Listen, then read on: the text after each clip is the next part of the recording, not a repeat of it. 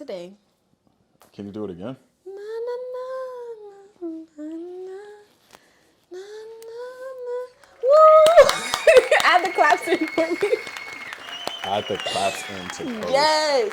So that's the new intro music to the Banquet Hall podcast. Absolutely. I've watched a lot of podcasts in preparation for this. Really? What podcast did you watch? You can't say. Okay, you know the Jokes on You pod? Not at all. 2 girls. Only one very podcast funny. exists in this world, and it's the Banquet Hall podcast. Exactly my point. That's why it took me a second to think about it. How do you feel? Are you excited? I feel nervous. I'm excited because we already, talk. Not that much, though. That's my fault. We talk enough for me to consider you more than an acquaintance. We're friends, so yeah. I feel like we're gonna have some good conversation. Got this wine. We do have this wine. What are we drinking?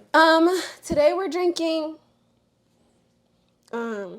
I can't shout this wine out. So side note, can or can choose not to include. But so I was looking at the wine because it's from Ralph's. I can say that. Okay. I was looking at the wine and I said, "Ooh, it's $4." Mm-hmm. Mind you, how is it actually? It's pretty good. Okay, cool. I really enjoy this. Great. So I saw the wine. It was $4.98, and it was $3 with my Ralph's benefits. So I said, "Ooh, love that." Looked up the rating and it said like 4.3, which is fairly high. Mm-hmm. But then I looked, why is it $4 if it's 4.3? They said they had some type of workers' conflict, some type of. Yeah. So I don't want to necessarily shout them out, but. So Banquet Hall wine. Yes. Shout out to Banquet Hall wine. Shout the out. Label isn't showing. Good, so we good. I turned it around. Come on. I ain't new to this. I'm you true a professional. to this. Come on.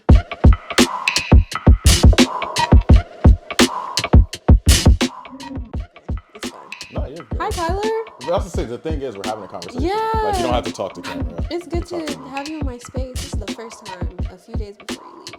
It's wild. Kind of crazy. I got the Wii in case you want to play later. We have a Wii? Yeah, What bro. games you I got the old school jump. I have Wii Sports Resort. I have Cooking Mama. I have Mario Kart with the wheel. With the wheel. 2 wheels or just 1 wheel? 2 wheels. I'm pretty sure. Oh, you're rich. With the little, yeah. I used to have the boxing jump, but I don't know if that's in there. I think that's. Super Smash Bros. No. You know what's okay? Again, sorry. You know what's crazy? So I work with kids, right? And I only do it every Friday. To avoid having to work with them too much, I tend to do like the library stuff, right? So we have the Switch in there, and they have Super Smash Bros. On there, and all the kids always want to play. This last Friday, they got me to play with them. Did you win? First of all, they demolished me. I'm talking about slapped me silly. Ugh. And I didn't realize how much there is going on in that game. There's a whole lot going on. It's items flying off the stage. And I kept dying over and over and over. And there's 8 lives. And I lost them quickly. But I definitely smashed him in Just Dance or whatever that one is. I killed him. Back to backs. You have on record that you killing kids in games. I rock with it. Exactly. Let's cheers. Cheers to the first ever live episode of the Banquet Hall podcast, live and cheers in person. To y'all. Hope cheers y'all to have y'all it listening. with y'all. Yeah, if y'all listen to this podcast, y'all might as well turn it up. Yeah, open up your favorite bottle of wine. Are you more of a red or a white person? I'm definitely more of a whatever this is. Okay, pink. Actually, yeah, pink. Because my stepmom drinks red wine, and she kind of got me into it. I think most recently I drank the Menage a Trois brand. It's fairly good. My mom drinks some I think it starts with a J. Joe something. Hey, nobody's fact checking. Banquet Hall wine. That's what she drinks, and it's good. But I just feel like it's kind of dry. Yeah, I'm not a big fan of dry wines. Especially if you're not eating anything with it. If I'm gonna drink a glass of wine, I'm gonna drink it at the end of the day.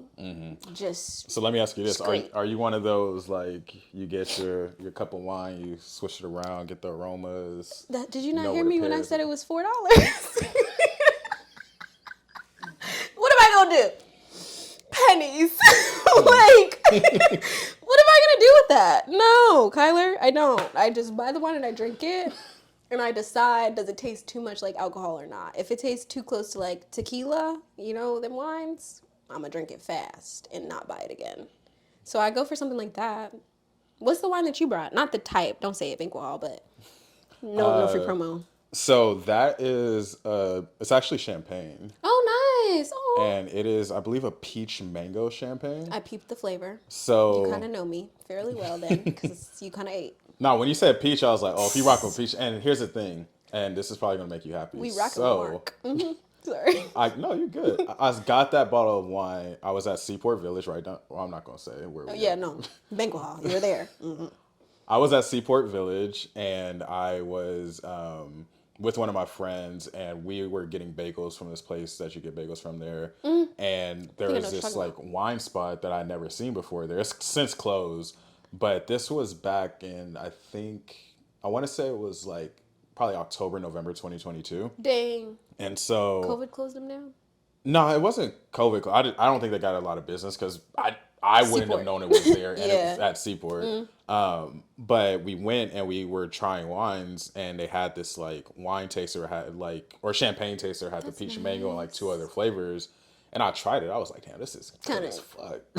Kind of hitting. Yeah, I was like, man, like how much? And it's a nice it's a nice bottle of champagne. We gotta open it while you're here then. Yeah, and my friend, she was like, oh, you should open this like for a special occasion. I was about to finish grad school.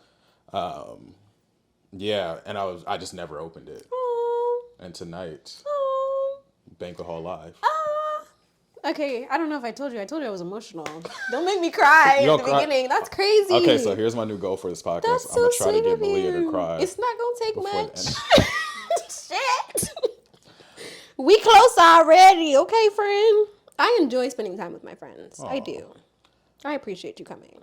I appreciate the invitation. And just to let the listeners in behind the curtain a little bit, we were supposed to hang out, I think, about a week or so ago. Yeah. And you provided me with a whole list of like opportunities that we could do as friends. We almost were about to go scuba diving. I don't think we could have recorded. I don't have waterproof microphones. Banquet Hall pod in the water. But if I ever get the equipment and you want to do Banquet Hall underwater, I will let you. That would be fire. Banquet Hall underwater with some fishes we can interview. And I was gonna say, you saw the Lunar New Year stuff that was going on. I had so many ideas. I was like, bro, one day we have to do something where we're like trying out new foods at some like So you want to be a recurring guest on the live? Oh, y'all are stuck with me. Hey, I am with it. I am so with it. But I think that's just so dope that you care so much about meaningful experiences with your friends that you have the list ready to go. You got snacks, we got pizza, and we had planned to hang out and do like a sip and paint, and then you had the bright idea. It was a group idea. Okay, group idea. We both agreed because we're friends, so we're intelligent one beings. minds. We're like, oh, like we can record the podcast, and then we just fed off of that idea, and we've been setting up. We got the wine, yes. We got the paint, and all the colors too. I'm very excited. Yeah, I made that list a minute ago, probably like as soon as I came to San Diego, and that was spurred from like my old friend. She was planning on coming to visit. Since I was going to DC all the time, it's like, okay, well, let me kind of come up with an itinerary. So I came up with the itinerary. I shared it with her. We ended up not doing none of the stuff at all. I'm talking about it's Cali, so you know. We was chilling and eating and just out, whatever. But I kind of built on that list. So since I tend to be kind of like more a homebody and I like my own space, and I do enjoy doing things with my friends and I want it to be memorable, I just said, okay, let me just keep this as like a friend date thing. So. Oh, that's dope. Because I think that's so much better than you hit up your friend and you're like, oh, you want to hang out? And it's like, oh, what you want to do? Y'all looking at each other. It's this. Wait, where's my phone? This. I hate that. Girl, I just sent you a TikTok. Go look. Oh my God, look at this tweet. That's so crazy. I hate that so because much. This is me. That's how it be. And I'm okay with that every once in a while. That's cool. But I feel like, okay, now maybe unpopular opinion.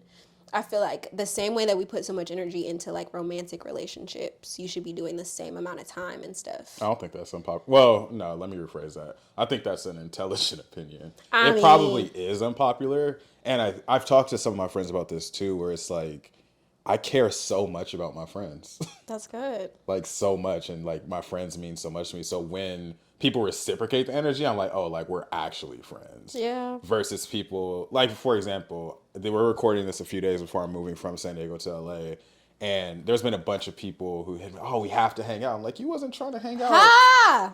all these years I've been here. No, low-key, that's kind of how I felt when I hit you, but only because I think we're so like chill that it's like, okay, when I see you, I see you. So we'll be lit. Like, it's not necessarily a press thing. But I talked to Fernando, shout out Fernando, talked to him, and he was like, yeah, I really do think that you should go on the pod. And I was like, well, I'm kind of scared because I don't know what I have to talk about. And he was like, well, good luck, Charlie. Not good luck, Charlie. So here we are. And while we're here, I have a question. Yes. Do you remember how we first crossed paths? First cross paths or first like had a discussion, like talk to each other? Let's start with first cross paths, and then we'll get to first time we actually interacted. You see how I tried to extend the question so that I could think? Yeah, I peeped exactly what you did. And it's okay if you don't remember. I'm not going to be offended. No, but it's been time, Kyler. Hold on. Because... I'll give you a hint. It was at UCSD. Well, duh. First time we ever met, Kyler Nathan. Mm-hmm. You may have to blank out your last name in case you don't want nobody to look you up. I think we probably did meet at the BRC, more than likely. Mm-hmm. Whole time though, it's kind of crossing timelines. Because did you work at the BRC when I first met you? Mm-hmm. When did you get to UCSD? Okay, 2018, then 2019. I started working for the BRC in 2020, so I wasn't working at the BRC yet. I wasn't working at the BRC yet for sure. Do you know if you were working at the BRC when we met? No, I wasn't. You weren't? No, I remember the exact time. Are you serious? Tell me. Loki, this is like when you be like, when's the first day that you fell in love with me? How'd you know? No, tell, Kyler. Oh my gosh. So, our first ever interaction, you were, and this is outside the BRC, it was actually on Muirfield. Muirfield? Was this an event? It was not an event. And we don't have to get into all the details. There are people practicing poetry, and you had tagged along. Are you serious? Positive. That's when we first interacted because I didn't know who you were, but I was like, hey, like we practicing poetry. You weren't practicing poetry. Hey, yo, I do remember that. You remember now? Yeah. Dang. Yeah, that's when we first crossed paths. And we walked around and we were trying to, dang. Yeah. Wow, Kyler. Wow. That was when we first crossed paths. Our first like extended interaction. So You've been a long way. I'm pretty sure at the time I was working in psychology, but it's possible I was still working in admissions. But I was at the BRC, and y'all were in the family room talking as y'all usually do. Yeah, yapping. And y'all were complaining / discussing how like people aren't really that connected in the community at UCSD. And I was talking about how like, yeah, like when we were students, like people just come over and have Sunday dinner. We just hang out. And I think it was either you or someone else that was like, well, when you gonna invite me over? Facts. And I was like, whenever. And you invited me. And I invited y'all over. And that was the vibe too. That was fun. That was when we first interacted. Y'all Were we came watching over. the fight or the Lakers game or something? I think it was a Lakers game, probably. Yeah. That was dope. That was cool. I also felt like I was a big girl because someone older asked me to come over and kick it with them. Because, like Rookie and them, I used to love going over to Olay and Rookie's house because I was like, freshman with the almost the seniors. Big girl, quit playing with me. Dang, Kyler. Yeah. That's crazy. Yeah, that's how it all started. You didn't even remember. Don't make me feel bad, but No, I'm just messing with you. I am That's just messing very with you. intriguing. And here we are about 6 years later almost. A long time. It is a long time. You've grown so much. Thanks. So have you, friend. We're almost at the tears, y'all. Well, to get you out of the tear zone, the first question I usually start the podcast with, Malia, where are you from, and how did that shape who you've become as a person? jeez. Okay. Well, Kyler, my parents are military. Mm-hmm. So I don't like choosing a specific place. Choose them all. Some people would say that I'm from San Antonio, Texas, because that's like where I've stayed the longest. I used to say that I was from DC. Mm-hmm. And then when I was trying to get my residency at school, I was from Berkeley. So I'm literally from all over. But how has that shaped who I am? Being like a military kid, I feel like moving around a lot makes you kind of a chameleon. You kind of have to fit into any group. I think it made me be much funnier because you just laughed just now, so you're feeling my point. I'm laughing at my comedic ability.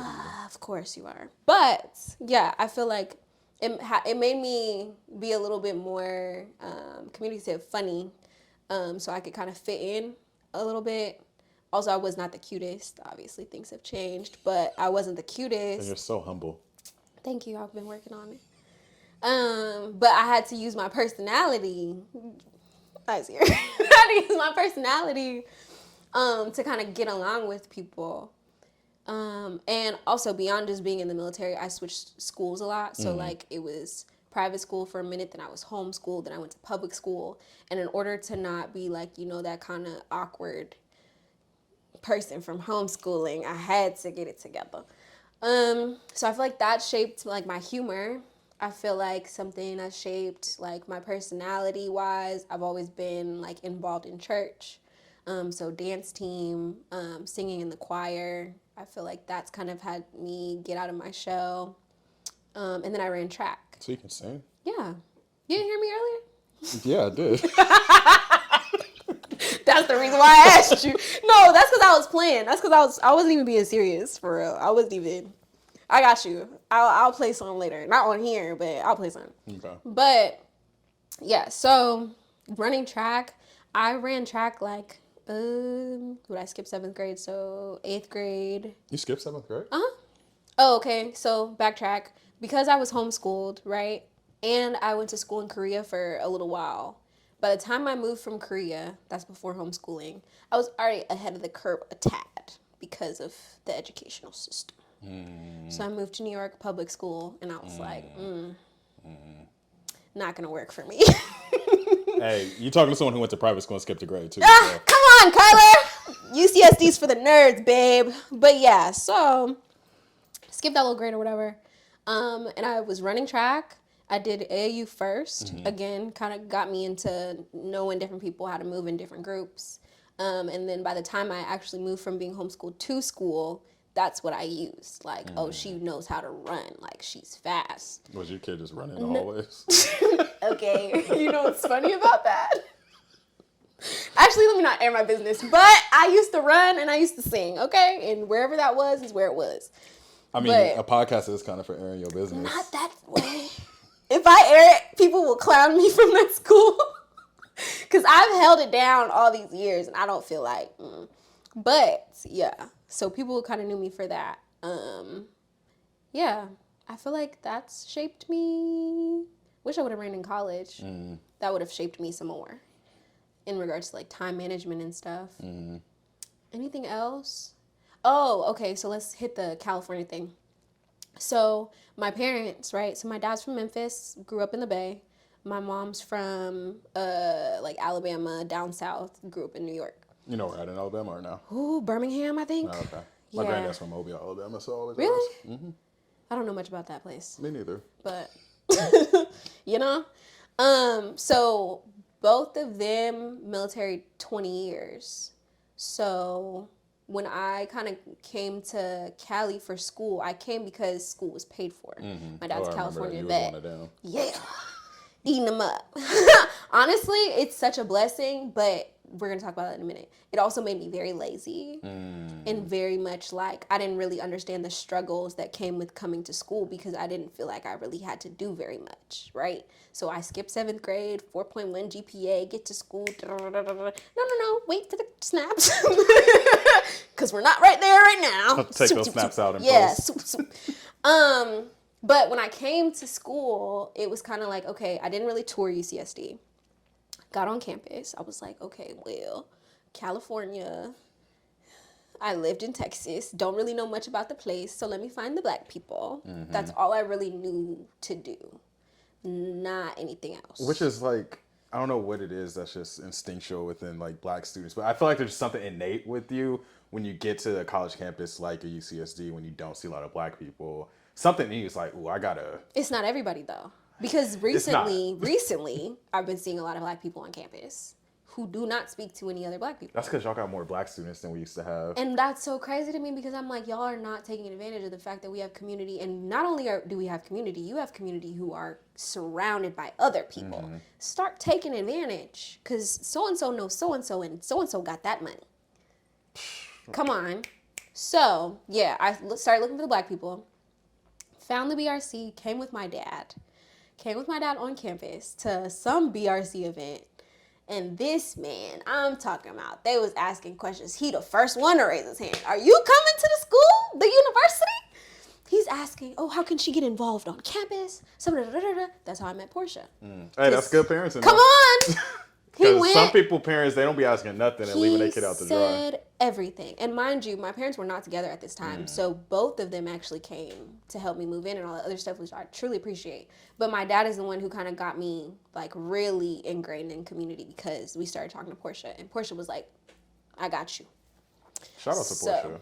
Facts. I think I don't know what she's doing now, but I know she used to work with. I'm going to hit her up.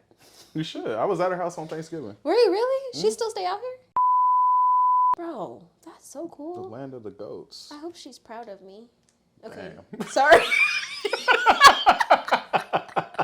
That was like Hallmark movie. I hope she's proud of me. No, but dead ass. Because again, like when you say like, oh, like I've seen you. Portia saw me from the jump. So yeah, that's crazy. But yeah, so he got me kind of involved with the black community. And I think him being so vocal made me feel comfortable being vocal. Because then it's like, okay, you just... It's his fault. Yeah. You just saw my dad talking and yapping. Why don't I? So yeah, that's how I'm here. I feel like, yeah, I had his assistance. I had the moving around, which kind of made me okay with mixing with different groups. And I feel like my humor and my personality has carried me thus far, and I hope that it continues to do so in the future.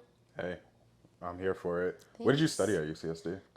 What did I study at UCSD? What was your major? Regardless if you studied it or not. Well, I started with management science. Okay. Because my dad does financial counseling. So he said, go for something money-oriented. Didn't even know what management science meant. Mind you, what is management science sounds so dumb. Sorry to the people who majored in it. But, like, imagine having that on your resume. On your resume? Please. But, yeah, management science was first. Then I met, I don't know what her name was, but she got me into AAS. African American Studies for my minor. Was it Maya or Jasmine? For my Jasmine. Jasmine got me into African American Studies for my minor. Soon after, I changed my major because I think I took one African American Studies course and I said, well, golly. Was it Dr. Child's course or a different one? Not Dr. Child's. I don't really know who it was. It probably wouldn't have mattered. I think the main thing was I took all these math courses and bummy courses. And I finally, like, had something that inspired me. And I was like, well, gosh, darn. Which, again, going back to the whole college thing, I truly don't feel like it's fair that people without the same resources have to try to come up with, major and minor. That's not even just me. Because, again, I had the resources. But other people don't have no money. Their parents are not taking them to different places to try different shit out. They ain't been to not one museum. They ain't done none of that stuff. Then they come to college and they're like, pick a major. Do you know how many freaking things there are? And especially like as for generations, there's a lot of these words you ain't even seen before. I majored in cognitive science. I was like, I don't know. Is it cog sci? Thank you. I'm still learning. Okay? So no, I don't really think that makes any sense, having people come in and try to pick a major whole time. You're not even telling them what career options come with that. Yeah. So, yeah. But I picked management science thinking I was going to do some type of accounting, some type of finance thing.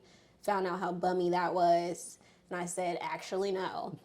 Then I took an econ course on some just, why not? Economics of India. And that course was amazing because I got to learn about like the social aspect behind stuff. And that's what made me be like, maybe economics is for me. Now I talked to that professor. That professor said, think long and hard before you do econ because it's not what you think. And I said, I'm the chosen. I am God's favorite. Doesn't matter what you put me in, I will do it. I think I'm going to title this episode Humble Beginnings. Oh, absolutely. Do it. Because literally, I chose that major thinking that I would not have to take the same math courses that I did for management science because I was about to fail. Had to take that course. Yeah. So, and now I'm taking them courses. Because I just, So, yeah, he was right. I shouldn't have taken them. But fast forward, Malia, what are you doing now? Communications, which obviously I like to talk, so I'm on the right track.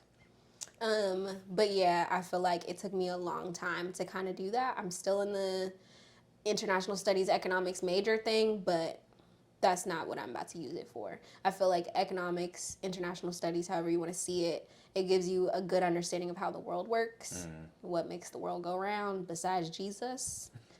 In the United States, it's money. So, yeah, learn about that, learn about how our funds are used, and learn about who's overlooked, and that's who I want to help. I'm assuming the overlooked are the blacks. Yeah. Honestly, my regional focus is in Latin America because I didn't want to forget about the Afro-Latin individuals. And I feel like there's a lot of similarities between our experiences. Oh, absolutely. So that's why I also did that as well. So I won't even just say just black people, but primary focus on us. Yes. Yeah, of course. And it's interesting when you talk about that first African American Studies course you took, because I feel like, one, I just had a podcast recording with Devon and Sinclair, who are the founders of Play Black Wall Street, the board game. And this is their second time on the podcast, and they were talking about Black studies because Devon has started this podcast called Black Study Snacks, where he's sharing Black history facts and sharing the importance of Black studies. And like you said, we come to these college environments not even knowing what's possible. And there's certain majors that are hyper vigilant and hyper focused where they're oh, well, you can make money being an engineer. And if you're a broke college student coming in, you're well, why? Money is what I need. Why wouldn't I and just whole do this? It may not even be about them personally wanting the money. Nah. It's about their families being so, look, if you're going to have to take out a loan, you got to pay that loan off. So how we going to do that? Also, please assist. Yeah. That's how it goes. That is how it goes. Before I get deeper into the podcast, yes, why don't we get this paint going? Let's do it. We have some colors for you. We do have 4 different tins of colors. Yes. So I brought my paints today to my own apartment. We're in Malia's 5-bedroom, 4.5 bathroom. Yeah, big body pants. But so Kyler, here's my thing. Since I have my cellular, the reason why I wanted to bring all the light colors out is because, or not just light, all the colors. No colorism here. No colorism here. I just wanted to see what colors really spoke to you. You can pick your top 3. Top 3. Yeah, and then I want us to kind of get into the colors themselves if we can. But don't think too deep into it when you're looking. Just pick colors. See, you are talking to the wrong person. I think deeply about every single thing in life. It's okay. So I'm always drawn to blue because blue is my favorite color. What type of blue? My favorite color is midnight blue, so I'm really drawn to this one because it's more dark. I love royal bluish colors too, but there's something about midnight blue. Ignore the broken nail, Jesus. Ignore the broken nails, period. Note to self, zoom in on the broken nail. Come on, because when I held it like this, I said, God damn. I'll blur it out. Woo, jeez. You're going to have to blur out the whole hand every time I pick up the wine glass. It's okay. It's fine. There's just going to be a bunch of blurs on your hand. Yeah, it's okay. They're going to be she got a J in her hand. Come on. Banquet Hall also has some blue in it. It's a lighter blue than that, but midnight blue is definitely one of the colors. Black is also a color that pops out, but I'm also trying not to So go. dark. I know, but that's just who I am. You're right. Like these colors are my vibe, my aura. Okay, for sure. Pick it if you want to. I'm debating because it is a dark color, and I don't need too many dark colors on this small canvas. Are you talking smack about my canvas size? No, I think when you're painting, if you have a small canvas size, I think that's a different challenge and a different perspective because everything's at a smaller scale. I was gonna even have I that. rock with it. I'm not talking mess about your canvas. Your canvases are perfect. Low key, do you wanna? Actually, I'll talk about that after. Keep going. But yeah, when you started saying like just pick a color and just stop thinking about it. Yeah. This gold, what is this technically? Yellow. Is it the marigold one? No, it's not marigold one. Is marigold or is this marigold? Low key, I think it is. It's right at the top. Yellow what? Oh, you gonna make me look illiterate on this podcast? Oh Lord. Oh. Ooh, okay. Yellow OCHRE. First shout. I was like ochre. But do you like this one? Do you like this one? Okay. I do like that one. I like the goldness of it. Although this Naples yellow is actually. Let me compare the two. I low-key like that one more. I kind of like the Naples yellow more. Okay, Let's good. go with Naples yellow. And then for my third and final trick. Tough decision. We should have gone back and forth because if you take all my colors. That is true. Would you like to draft your first two? It's fine. No, draft your first two paints. Go ahead. Okay. The first inaugural Banquet Hall paint draft. I like this deep magenta. I feel like this is very, very pretty. And I'm also drawn to... Hold on, I'm picking colors that you would not pick. I don't even know why I even stopped you. I know. I had that same thought. I was like, there's no way. I kind of like the unbleached titanium too. Like this like light yellow. No, I'm just kidding. I was about to say, ain't no way. Okay. So, pick your last one. Last one. There's one I am drawn to. Can I guess? Go ahead. You're going to be wrong. You might not be wrong. I don't like being wrong neither. Dang. You said there's one that you're drawn to. Mm-hmm. Because it fits your aura or your personality? I think I just like how it will blend with those other two colors. Okay, that's a different thing. And it also kind of fits my aura and personality. Is it... None of these blend. Correct. Now I'm getting nervous. I don't want to be wrong. Is it... I feel like they can see the colors, so if I pick something stupid, they're going to be like, bitch, blend. Wait for it. Whole time in post, it's going to be so much shorter and I will make my decision. I'm leaving it all in. Is it going to be... Because you ain't picking white. That's not happening. Titanium white. That's not... You're not doing it. Is it this one or this one? No. Okay. Brilliant blue, though. I do like the name of that color. That's a nice color. I'm actually going with cerulean blue. This? Mm-hmm. Crazy. Nice.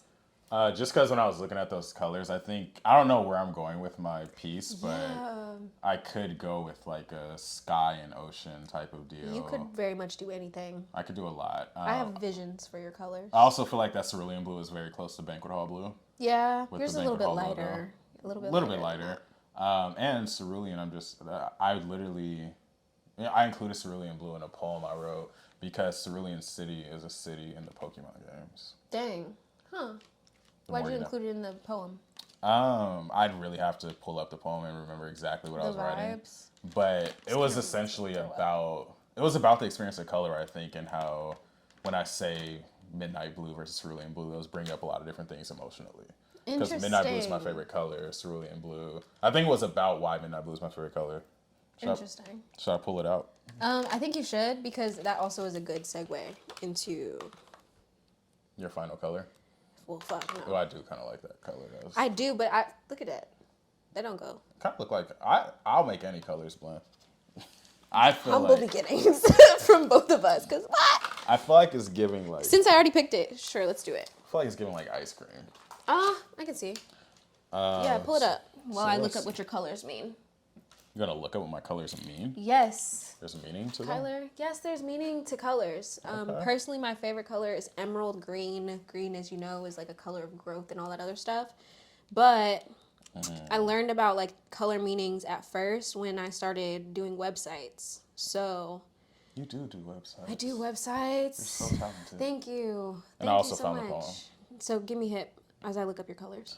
So this poem, when was this Thick written? thighs can't even. God. This is in one of the books, thefourthkyler.com. As you should get it. Go ahead.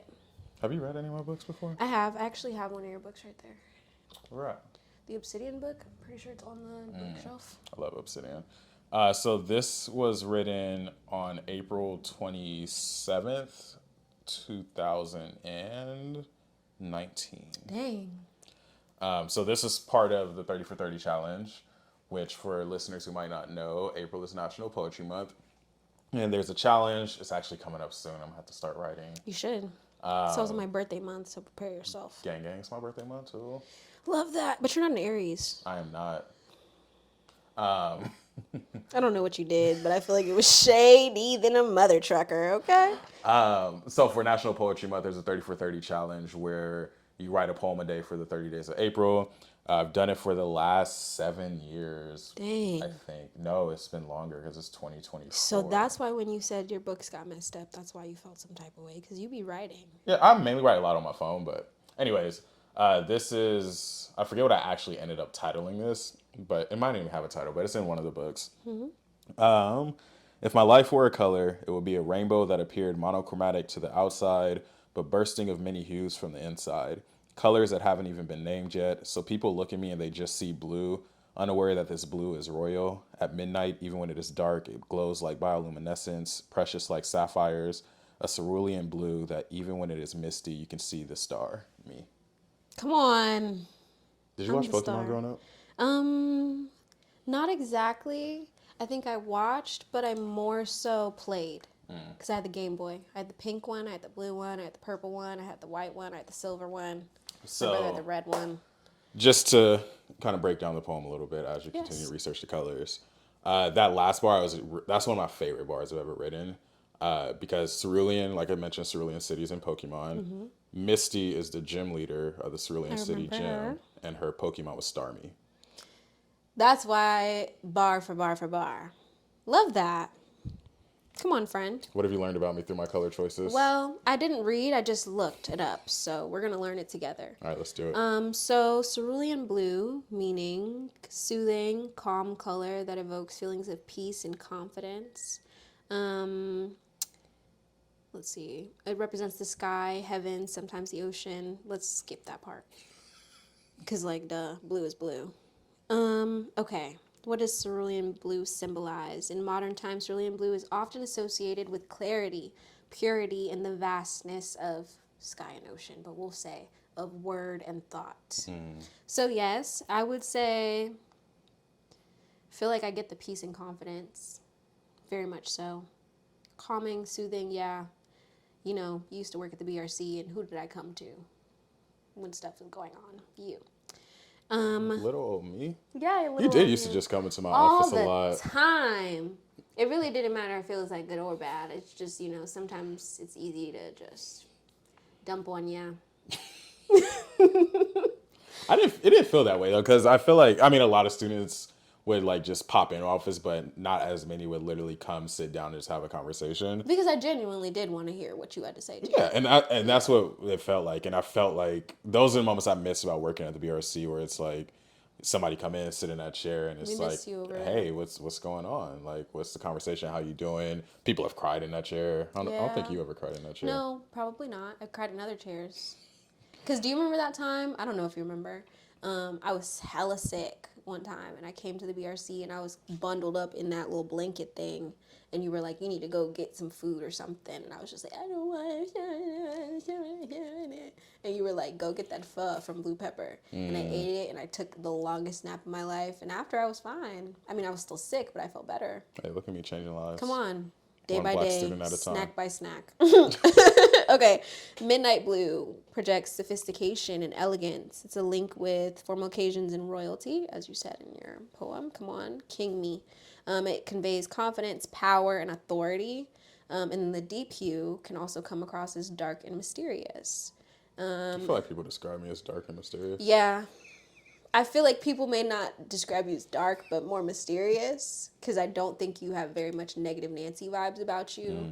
But I do think that you hold stuff to yourself. Absolutely. Which I can appreciate, because I feel like the more that we talk, the more I get to know you. And that's the thing I feel too. Like, I do keep a lot to myself, but when people have one-on-one, I just prefer one-on-one conversation because that's when I know, like, oh, you actually care about what I'm about to say. Whereas when people are just small talking or in groups, I'm like, I can see when people aren't listening. Yeah. And it's just, I'm not about to just give you my whole life story if you're just sitting here like, oh yeah, huh? I hate a small talk. That kind of irks my nerves. Let somebody ask me one more time about the weather, about just random dumb school stuff. Just like, why? Nobody really truly cares about that. It says it's also associated with trustworthiness and reliability. And one thing Kyler is trustworthy than a mother trucker. Aw. And then last color. Okay. Yeah, as you should, because you're so focused on me crying. Okay, Naples, yellow. Okay, first of all, the origins of it remain unclear.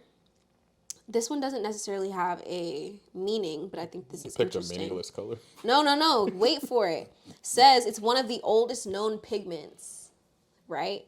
So it's known to have been used by Egyptians, which we know were black, as far back as circa 1500 BC to add yellow color to glass. And originally the pigment was made from lead antimony. Nobody cares about the last part. But what I think is cool is the fact that it's Egyptian and how old it is. So for thinking deep in this, like, what does that mean? Wisdom? Does it mean that you're calling on your ancestors? Does that mean that you're, you know what I'm saying? I feel like all of these colors do fairly well at describing who you are as a person and human being. I'll do this. Man, 10 out of 10. Okay, well, as you consider your colors, I'm going to look up these colors that I chose for myself. Think on it. Maybe ask me some questions. I don't know. I mean, that's what I was going to do. Oh, yeah, for sure. Look, I'm over here trying to do your pod. Hey, this is a conversation for a reason. Let's see. Yeah, I think that thinking through colors and writing that poem is just, I love writing, as I know you also enjoy your poetry. I do. I just like really unpacking things like colors, how we interpret these things. And you talked about like still trying to understand what cognitive science is. I feel like one of the most important things with Cog Sci that I really enjoyed about the major was it affirmed the fact that it's okay to give deep meaning to things. Like, these are all, everything we're experiencing is stuff that our brain is actively processing, like a biological aspect. Our neurobiology is really processing these stimuli, different things that you're being stimulated by or interacting to like form reactions in your brain. So when people are like, oh, like, I really love the smell of vanilla, it makes me so happy, like, that's meaningful. Attached to something. Yeah, like motion, sense, colors, like all these things have really tangible meaning.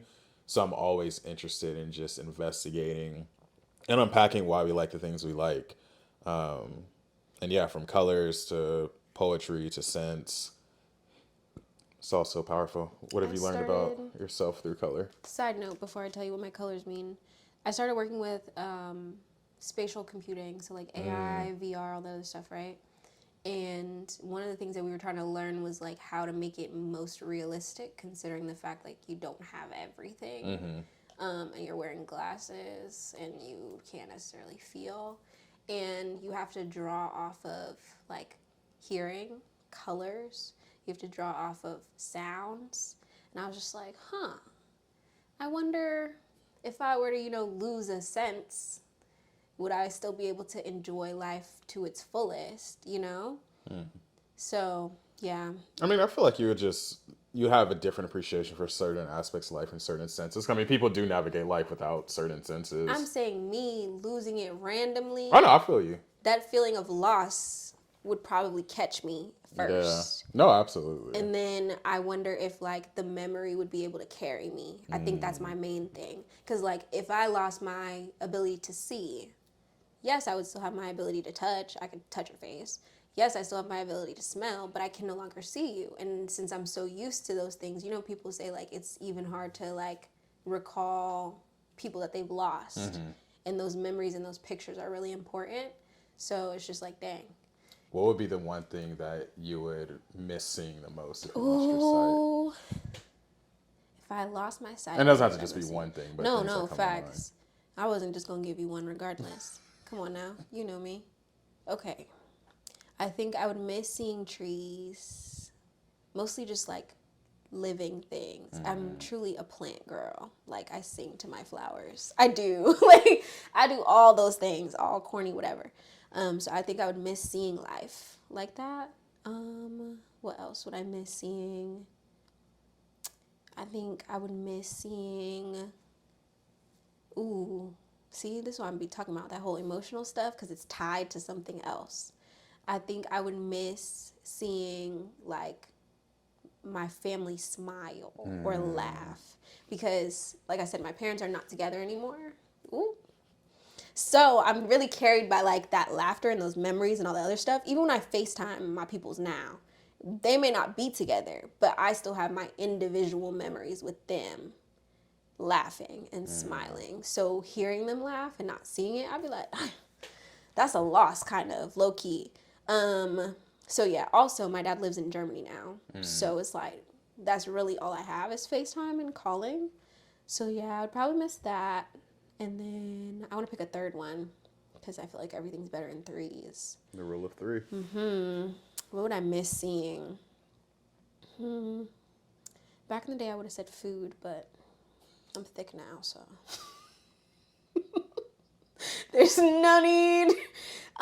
You know how long I've waited to look at the fourth to break You've the been fourth breaking wall. the fourth wall, Kyler. No, I know I've been doing, but I'm talking about prior to today. I live my life breaking the fourth wall in conversation. Like The anyway. Office, Like dude. The I do it all the Office. time. It's so fun. I'll be like, And so now I can actually do it because there's a camera right here. So when you say stuff like that, I don't said it have on to- purpose though. No, I know. Just for that. I peeped. I know. I know. But now I get to look at them and like.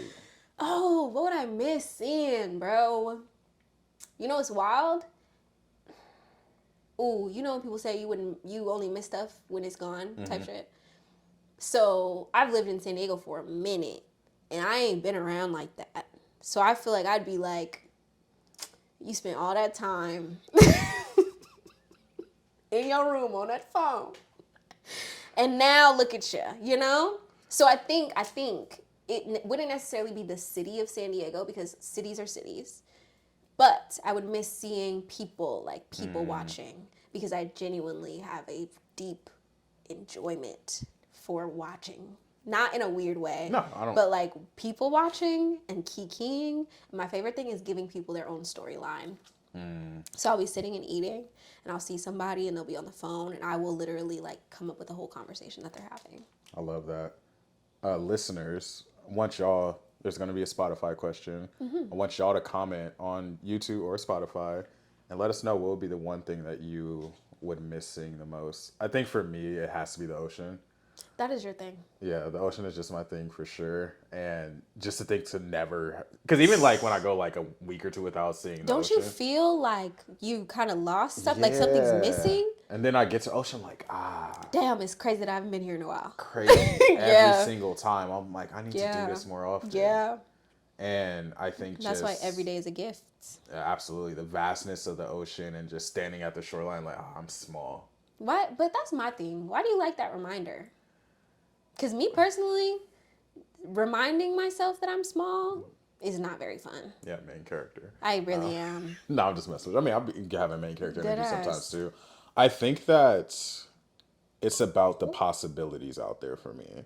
So when I'm sitting or I'm standing by the ocean, I'm realizing like, oh, I'm in San Diego, this big city in California, but there's so much world out there. There's so much I haven't seen, so much I haven't experienced.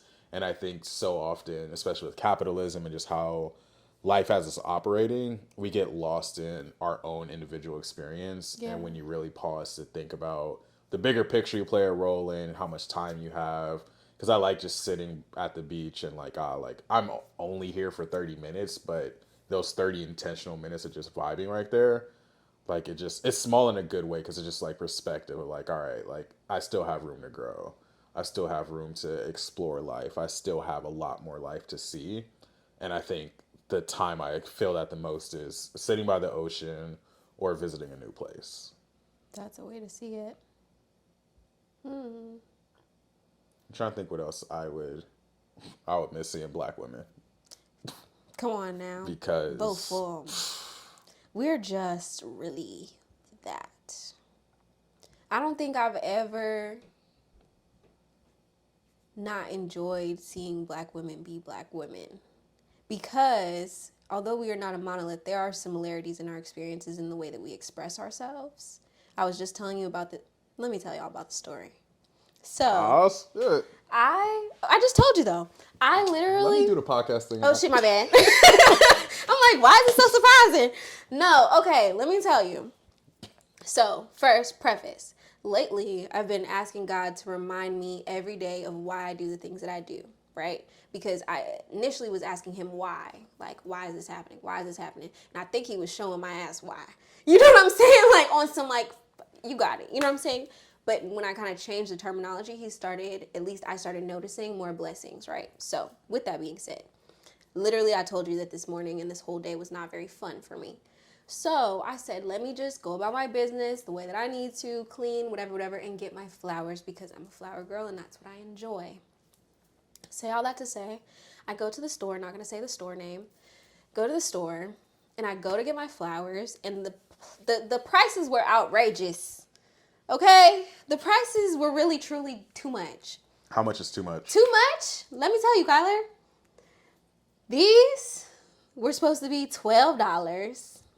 These, which I also have some other ones over there, these were supposed to be $9. That's what I budgeted for in my mind, considering the fact that I am not going to my other favorite flower place, Banquet Hall flower place. So, I get my flowers, I go to self-checkout, scan that joint, and that says $20 for one measly bouquet. Sorry. Literally, $20. I said, type in my little number, thinking maybe the code is gonna bring the, I love doing that. Nah. You put your number in and go. That is so real because I feel like it just you're earning something in that moment. You see the dollars come off. It might only be 29 cents, but it's like cool. I see it some because savings. It says minus. That's all I care about. But you put your code in, there wasn't no flower discount. And mind you, there was nothing, not even 20 cents. And I didn't even get a bag. So I really was looking and it said $30-something. And I said, hey, yo, that doesn't make sense. Now, rather than me just being like, take the whole thing away, I just told the girl, Black woman who has my heart, I told her, hey, it says, it says 12 on the packaging. Are y'all sure? But 20 when I scanned it. Guess what her response was? Oh, that's highway robbery. I said, I know, girl. Now, mind you, you can't say that to everybody. You can't be like, girl, no. It's too much. That's how I felt. She said, okay, for sure. She goes, I'm thinking that I couldn't tell what she was going to do. I thought she was just going to go ahead and mark it off and make me put the flowers back because I'm broke. I'm poor. I thought she was just going to teach me a freaking lesson because I was used to that shit. But she goes in and she goes to the price thing. So I say, for sure, $12. I got it. She types in, let's do what we did earlier. How much did she charge me, Kyler? Was it 20? No, Malia, it wasn't. Was it 15? 5? No, keep going, one more. $1? 10 cents. 10 motherfreaking cents. Okay? Not only did she charge me a little 10 cents, she ain't say nothing after. Not a, girl, I got you. Because that's how it should be. Because, let's not make it a thing. Come on. We know. I got you. You know I got you. Let's just keep it pushing. And all I did was approved. Thank you, girl. Have an amazing day. Because that's where people start blocking their blessings. They're like, oh, dang, you giving it to me for 10. Now the manager comes in. Now you got to pay the $20. Hush mode immediately. Not a word needs to be uttered from my lips. You got me. I got you. And then as I was walking out, this is what I said in my mind, which is why I feel like blessings will continue to come my way. I said, you know what that means? I can't be stingy.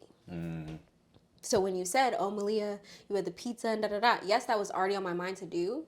But the cookie brownie was not on my mind. But that was $7.99. What did I not have to spend today?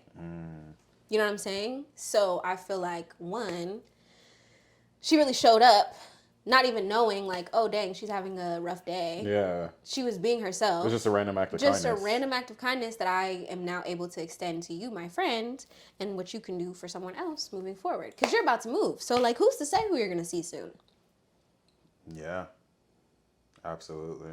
It is what it is. Do you have any more left? Do I need to pour you up? Oh. Go ahead, kill that. Okay. Let me. Banquet Hall pod. I can always cut this out. Oh, you're right. Let's word that. They're gonna be like, dang, it got filled up so quick. But no, they can't see the label anyway. Good, because I tried my best. I seen that before because no promo. No free promo. No free promo. Speaking of that, that's what I was about to think about. So, you know how you got me my that shall not be named candy, because no promo. If you could have any type of, they don't call them sponsors. What do they call them? Sponsors. Yeah. Sponsors. Sorry. If you could have anybody pay you for doing your pod or talk about whatever you got, who would it be? Like a brand partnership sponsor? Thank you. Boom. Brand partnership. If you could have a brand partnership for Banquet Hall Pod, who? Or what? Any. Actually, let's do this because I feel like this is important. One big, like corporation or something, one small business. Big, I think the easy answer is the Lakers.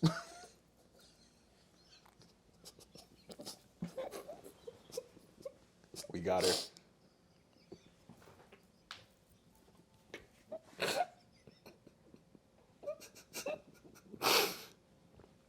It's your continued chuckle that did not assist, Kyler.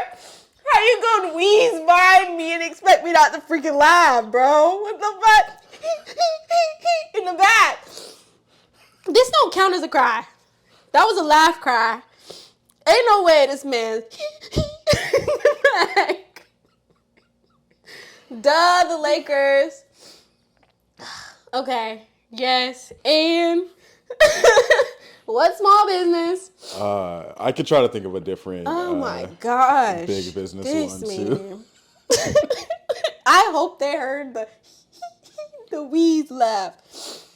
Oh my gosh. That is funny. You got me off that one. You held it together though. I tried so hard. I probably look so ugly. Like shit. Oh my gosh. What else is out there? What brands do I even care about? It had to be some small black-owned business brand for sure. I know one. Which one? Black Beauty near you. Well, they already. That's family. Sponsor. Ow. Let me put my hands down. But no, I've literally done like ad reads for Black Beauty Near You on the pod. So like, We love Jada. Absolutely. So I could see some Banquet Hall merch with the BBNY because she's doing it big. Dope. Or just actually let me not even. Go for it. No. I don't want to say it on here. We got to wait till it happens. Somebody else is going to try to steal it. Got you.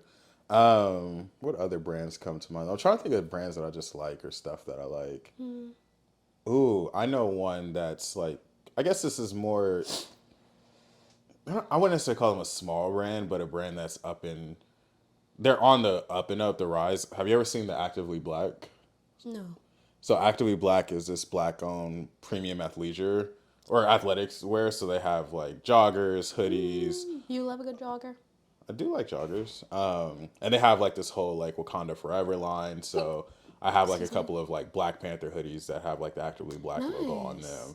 And I just really rock with the aesthetic of it because it just looks really nice. So that'll be a dope partnership because it's black owned. They're starting to get more well known. They're in 2K now, so like that's huge. In 2K. So in NBA 2K, you can Got it. Sorry, thought 2K meant something else. No, NBA 2K, you create your own player. You can have them wear Actively Black gear. That's So Actively dope. Black will be a good one. Definitely like some of the homies that have been on the pod, Black Beauty Near You, Play Black Wall Street, Green Line Planner. Because if there's anything that I want the Banquet Hall brand to be about, we all eating. Yeah. Like takes a Coming village. up together, babes. Yeah, we're doing it all together. Big brand besides the Lakers. I have an idea. I got one. What's up? I think, considering a play off of Banquet Hall podcast, right? You know, Tell Feezy, Tell Far.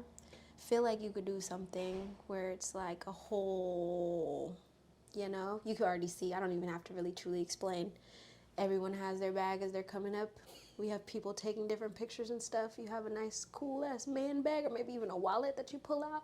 You open it up, pull out the Banquet Hall podcast thing, and then it turns into something else. That shit would be clean than a mother trucker. You really turned into a character there. Yeah, sorry. That would be so clean, though. That would be so I'm with nice. I am definitely with I see it. the vision. Because you also have the chandelier, and I feel like just doing something like with that. Absolutely. That'll be dope. Let's go back to your colors, though. Yeah, okay. So, it'd be crazy if my phone died all of a sudden and I pulled it up and I was just like staring at a blank screen. There's something there. Okay, so red. This is just giving regular red, not brilliant red. So whatever Actually calling it red, not brilliant. I did, they just didn't look it up. Whatever whatever comes up, just add brilliant. So, red symbolizes many emotions, both positive and negative. Namely, it's associated with anger, brilliant anger, rage, brilliant rage, lust, brilliant. Okay, fuck it. Passion, high energy, stimulation, and fear. So, how do you feel about that? I like it. I don't necessarily see you as an angry person. Do you feel That's like you're an good. angry person? You are an Aries. I am an Aries. I think recently I've been playing a little bit more into the anger. Actually, maybe, okay. Last year I was real angry at God because I feel like he was showing me the worst parts of people. But this year I feel like I've been a little bit more angry with like myself and my behavior. Like how I respond to things. Because it's like, damn girl, you already been through this. So why are you doing the same shit? So I think that is more of like an anger thing. I think in regards to like my situations and like where I'm at in life, I'm not really angry though. I think that I'm okay with. So yeah, I would say depends. Okay. Not rage though. I don't do that. I did go to a mosh pit though. How was that? Man, it was so fun. It was so cool. Mind you, because, okay, hate to say it, but usually mosh pits are white. That's usually what people say, real white. Why do you hate to say it? Well, because I just consider myself very pro-black, so I didn't want to do no white stuff. But then I said, I had been praying for like, more friends, more opportunities, better friends, more opportunities, not more friends. I'm not good enough. You said what? Said I'm not good enough. No, you are, Kyler. She said better friends. Better friends from what I had, yes. But I was praying for better friends and more opportunities. And I feel like recently I've been around a lot of non-black people and I've been more open to kind of having experiences with them. And During Black History Month? Is this airing then? I think it'll be after. Yeah, it'll be after. Exactly, so cut it out.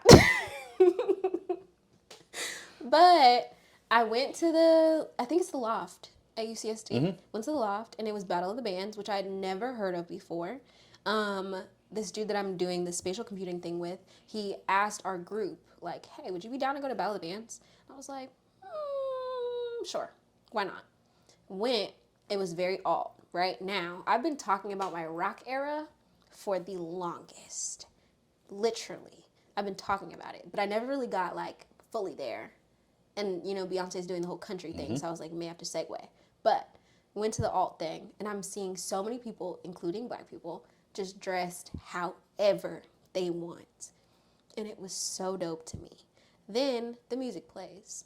First artists, not necessarily the biggest fan, but I can appreciate the fact that they got on stage because I didn't. So true. I can't talk shit. But that was fun. Then everyone after them crushed. I felt like it was so dope. I finally got to headbang. What was your hair while you were doing all This. Okay. So it was okay. So I did that, and then Jack and Ben ended up saying they were going to go to the mosh pit or whatever. And one of their female friends was there, and she was like, yeah, I'm not really sure if I'm going to be in there. Like, seems kind of dangerous. And I was like, danger, I love it. So I held on to both of their arms when I pulled up, and I was like, hey, I kind of want to go into the mosh pit. And they were like, okay, for sure, we got you. So we just started like jumping. I said, hey, this kind of lit. It's kind of go crazy. It's gotta go. Tell me why I let go, and I'm out there, Kyler. I'm just living la vida freaking loca. And then I understood why white people can walk around and feel like they're free. Because they're in so many spaces where they can do whatever the hell they want. Mm-hmm. So I need to either be in spaces where I can feel like I do whatever the hell I want so I can get used to it, or I genuinely need to just act however I'm going to act and not care. So, yeah, that was a really cool experience. And I feel like the people that I was around, they were really, like, open. They were really cool. And because I am a girl and the majority of the people were men in the mosh pit, I thought they was going to be, bumping heads and Yeah, that's what I was concerned about. knocking my knees loose, But whole tea, I feel like they noticed because when I came back out of the mosh, I was talking to the girl again. She was like, yeah, girl, like, because you're a girl, they definitely took it easy on you. They probably didn't want your big ass head. And I appreciate it because it would have been banging back and forth. It for sure would have. But yeah, so I got to rage a little bit. Okay. Lust, yeah, I've been working on that. We gonna skip past it. Passion, very passionate. High energy. You see it. Stimulation, don't really know how that goes. And fear? No, I don't have fear. I walk in the Lord's truth. Next. I think deep magenta. Okay, neither considered warm nor cool. It has come to represent balance and harmony, and it's often used in the context of universal love. How do you feel about that? I feel like Universal Love is a Malia brand. Thank you. I'm glad that you caught on that one. I low-key said it slow so you could focus on it. Also says you're not cool though, so. No. That's not what it said. Say the sentence again. Neither considered warm nor cool. Yeah, you're not considered cool. That's exactly what it just Cap. Let's continue to read. Color magenta is the color of cheerfulness, happiness, contentment, and appreciation for what you have acquired and achieved. How do you feel? Run it back one more time. Color of cheerfulness, happiness, contentment, and appreciation for what you have acquired and achieved. Yeah, I resonate with that with you. I feel like gratitude and appreciation, I think, exudes off of you. Like, I think even just how, like, we've been talking today and how you've described, like, your day and things that you're working through, going through, like, I feel like there's an appreciation for just the life that you live. Got to. I think there was a time where I wasn't very appreciative. I was going day by day. Day after day. Literally that song, that's how it was going. Just trying, struggling. And I think I was kind of sick of calling people and telling them that life was not good. High key. I feel like it made me like not a good friend or a good like sibling. Because I have an older brother and 2 younger sisters. And a younger brother. But yeah, like I just feel like my conversation was mostly negative. And I didn't really like that. Okay, last one. Unbleached titanium. Not much there. It says it's a great color whenever you want a warmer off-white. It says it's an opaque, warm, creamy white containing a blend of pigments. It originated in the hilarious, Kyler. It originated in the 1960s as a result of a manufacturing error when making titanium white paint. Welp, that'll do it. See, isn't that a good life lesson? Even when you think you messed up, you just created a different color. That's pretty much my life. Hey, maybe it's very fitting. Probably. That's what's crazy is your last color and my last color were very vague, but it kind of follows. Hey. Kind of tracks. Should we get to the painting? Let's do this. Let's do it. People watching this, tuning in for the painting, like, when these motherfuckers no gonna start facts. Well, you should have been, drinking on your own so that you weren't really focused on that. That's what you should have been doing. Okay? If y'all ain't filled up y'all cup again yet. Hey, we already poured it. What y'all doing? Come on. So here's what we're going to do. Since we have a small space. We're going to... Small space within the large mansion that we're in. Absolutely, because I just had to put you in a corner. Yeah. There's too much shit going on too outside. Much. Like, you the got the butlers lion are over running. there. Don't even worry about them. So, we're just going to pour it in here. I'm going to stay on my side because... Look at us sharing. Am I? I mean, we're sharing a palette. Oh, I thought you meant I'm good at sharing, like, I said sides. Look at us sharing. I didn't say that you're good at it. Oh, I missed that. Now, how much paint is the right amount of paint, too? I have no clue. We are not experts. I think I genuinely like to just... Usually I go outside and paint. That's why earlier I was asking, like, hey, do you want to go on the patio that I have in my 5-bedroom, 6-bath mansion? But that's what I was thinking at first. Usually I tend to paint while I'm outside. And I just put my headphones in and I listen to music. And I just vibe. Oh, the sound of that is crazy. ASMR. Yeah. Low key. Okay, so let's talk about that. Considering you're on, what episode are you on? Not counting ours. Put me on the spot. Yeah. This would be season 6, episode 3 or 4. Okay. So in total, this would probably be like episode 50 something. Okay, cool. So with that being said, where do you want to like expand your Banquet Hall podcast brand? Like beyond just the typical podcast, we see that you're now doing it in person. I am doing it in person. So I think in vibes. person was definitely the first next step. Like I wanted to start recording in person. I had plenty of ideas of different live shows I wanted to do. Besides that, I feel like partially what we're doing here, like more conversations where it's not just interviewing a guest, but like getting to know our relationship and getting to know more about me. Like I want to be able to include more about me in the podcast as well, because there are a lot of people that tune in and want to hear more about myself too. I want to do a live show eventually. Like, that would be fire. Where in a banquet hall, there's food. That's fire. We're doing the actual episode live. Ooh. So sorry, I had ideas. No, like you gonna be a partner in that probably. So I love a good event. Yeah. I love planning a good event. And I need people who have that attitude. That's what I do. Bring a show together. So there's that. That'll be cool. And then, am I letting out the exclusives on the Malia episode? Yeah, please. I just drew one freaking line, and I was hoping nobody saw that because I was like, you thought she was doing something. Ooh, you thought you ate with that. Sorry. Keep going. You see, I don't even usually use pencil. I was going to go more abstract. I know, but I thought, me personally, because I'm still seeing this as like, they're going to see this after. Mm-hmm. I thought maybe, outline or something. No, I feel that. I might even use this pencil. Right now, it just makes me look very reflective. Mm-hmm. The fact that you're doing this off the dome is making me be like, so don't use any of the pictures that I may have potentially saved before so I can be prepared. It's okay. No, you can use the pictures. No.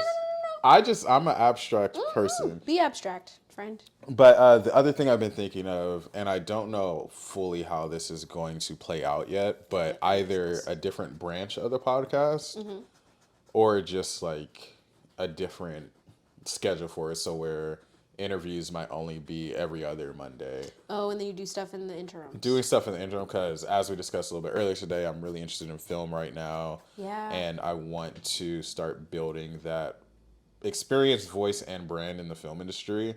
And so things like movie reviews. Movie reviews, like what types of movies? So the original thought that I was having is something old, something new, something quirky. That's cute. So talking about like something that just came out in theaters that I saw, That's and why or why not somebody should see it. Also thought about doing like something you should watch, something you shouldn't watch. Please. Something old, meaning like something that maybe is an older movie that not a lot of people have seen, or a lot of people hear that they should see it but don't know why. And then something quirky, like a movie where it's just like, hey, give it a shot. Yeah. You might hate it. It might be your favorite movie ever, but give it a shot. I like that. Please include Tubi movies on there. I know, but I'm just saying for the brokies out there. For the brokies. The brokies. Do we care about the... No, yeah, I'm part of them. Not forever, but I feel like recently I've been seeing on like Twitter and stuff that there's a bunch of movies that kind of go unmentioned. Besides the movie thing, though, I have very talented friends, as you know, being one of them. Thank you. And part of the bringing people back on the podcast, I want to explore like very niche topics or just things where it's like only me and this person can talk about this in a way that's going to be entertaining. Ooh. And really being very expansive about it. So there's this podcast I was listening to earlier today. I forget the exact title, but it's essentially like the biology of superheroes, and it's unpacking like superheroes on a very scientific level. You look very intrigued. So cool. Because one conversation that I had was like, if you could have any superpower, what would it be? Mm-hmm. And I said that I would like the ability to turn into any element. Because imagine turn into fire, turn into water, I could be literally anything because I can be any iteration of that. So if you turn into water and accidentally like step over a sewer, and part of you like I'm falls shitty. into the drain. Well, yeah, I feel like I would still be able to keep my essence though. I think the coolest part is like, okay, this is what I said, and I hate that it's so like more like morbid, but I was like, if I wanted to kill somebody, I could turn into blood, I could turn into water, I could turn into whatever, and just suck it out of them. Like, if I wanted to go into a volcano, because think about it. Every time I say think about it, I'm about to say some wild shit. I know. I peeps. I was like, think about it. Oof. Don't think about it. No, but seriously, if I turned into fire, I could go into a volcano and be the element of fire, but I could enjoy it. Because nobody said I couldn't be like, have you seen, what's that dude? You know who I'm talking about. Anyway, I could be, like a silhouette of myself, but just the fire version. Okay. So that means I can still walk around, still see, but I'm unharmed. So what I'm hearing is that you want to star in Elementals too. Yes. Got it. Exactly. That's dope. But yeah, the Biology of Superheroes podcast, they like really start to analyze the science behind superhero projects. And in the episode I was listening to earlier, they were talking about like Black Panther and like really breaking down the feasibility of vibranium and what exists in our world that is very similar to vibranium, like different elements or how something as little as like, those light up shoes that kids be having. Yeah. Like the electrical components of those is very similar in makeup as like T'Challa's vibranium suit and how it absorbs that kinetic energy. Oh. And so they're just talking to things like that, and that really got my brain going where it's like Whole time you think that should exist? Like vibranium is actually a thing, but like we just don't know. We can't use it. Other people can. The CIA can. I wouldn't be surprised. But I like it. Being able to have those conversations with people, kind of like what me and Andre was doing with Natural Nonsense. Yeah. But bringing in like different people, like my friend Joy. One of the things that Joy and I have talked about, and I believe we talked about this on the episode I recorded with her, but she had proposed the idea of doing a children's book where I write the book and she illustrates it because she's a really dope artist. I like.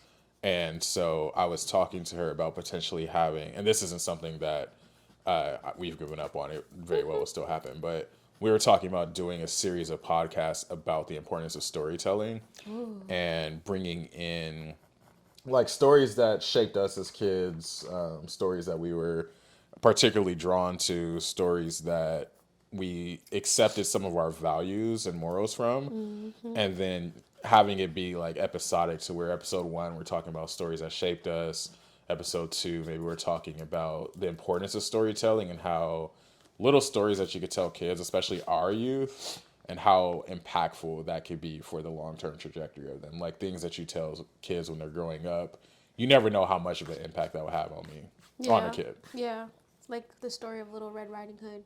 Absolutely. Don't talk to strangers, kids. Do not talk to strangers. Interesting. I just seen a podcast recently, and I didn't really watch it all the way through, not gonna lie, but I thought it was fairly interesting. It's talking about, I don't really know the title, but they were saying the CIA's, whole time we talking about the CIA, I hope they don't do nothing to us. But like the CIA's hand in propaganda. Oh, it's called Not All Propaganda is Art. And it started talking about like, the book by George Orwell. Apparently there's like a movie that like they based the movie off the book, but it had 2 different endings. So there was an ending that played here, and there was an ending that played like in other areas. And the ending that they played in other places ended with, I think one version was him getting killed, and another version was him accepting Big Brother for like who it was. And they were saying like what was the CIA's role, and they had a whole thing, like a whole, I mean, obviously we know the CIA's role in Black people's lives, so we know that they're capable. But just like seeing the reach, seeing the role that they can play and how we see things, how we get molded into who we are. It's not necessarily us. No, Sometimes absolutely. it's our environment. And I think that's something I've learned a lot about just film in general, like little changes that movies have to make in order to show in like China versus the United States. There's a lot of intricacies there. And there's this museum, if any of y'all have ever been to Atlanta or plan to go in Atlanta, ATL. there's this area where they have a lot of the museums and touristy sites. The World of Coca-Cola's there, the Georgia Aquarium's there, but they have this museum of civil rights. And one of the exhibits they had when I went was showing like what different Google search results would yield in different countries and what's shown and not shown. They also had one of the most impactful exhibits I've ever experienced at a museum. They had these, like if you go, have you ever been to Johnny Rockets? Yeah. So, like the bar area, we have the stools and. I ain't done it that much. But I mean, at any like diner or place you go in the bar section, for sure. I just for some reason Johnny Rockets came to mind first. I was like, man. I used to go to Johnny Rockets all the time. We'd be at the mall on the weekend. Like you're not outside, it's cool. For sure. But anyway, so at the exhibit, you sit down and then you put these headphones in, and it's an audio tape that shows what it was like to be a black person in a diner when black people weren't like allowed to just. Yeah. Back then, in that version of black people not being allowed to exist, and there's a timer to see like how long you could stick with it. How long you could stick with it, and I was like, let's see what this is talking about. And how long you stayed, Kyler? Maybe 42 seconds. You're crazy because you ain't gonna take no shit from nobody. That's the thing. Kyler ain't gonna take it. He gonna leave. But it's more. It made me very emotional. Aww. And like literally, my girlfriend at the time, we went there together, and she got up before I did, and I literally like, just because like it not only what I didn't know is not only is the audio, but the seat moves like somebody's kicking your seat, like you're hearing the N-word, you're hearing bottles be thrown at you, and it was just one of those moments like wow, like our ancestors, and even using ancestors very loosely because they were literally not very far removed from us. Exactly. Come on. And this is what they had to deal with. It was like damn, like wow. Made me a little bit more upset at every white person I saw that day. I mean, that's how it be. I'm not gonna lie. That's why you gotta watch when you like watch certain movies or do certain things, and then you gotta go in white spaces because it's like I ain't even gonna lie to you. You gonna catch the wrong side of me today. But funny story, my best friend and I went to the African American Smithsonian Museum in D.C. Love that place. Absolutely recommend going there. Love that place. But we were in one of the exhibits where they had like they were talking about the slave ships. And there's a walkway in there. We're in like a inlet area where there's a pathway you have to walk around. And my best friend and I were standing on one end of the pathway looking at the exhibit in front of us. And white people were so scared to walk in front of us. Oh my gosh. And we ate it up. They take it so, bro. We were just standing there and you could tell they just would not walk in front of us. And because, I like to be a jokester sometimes.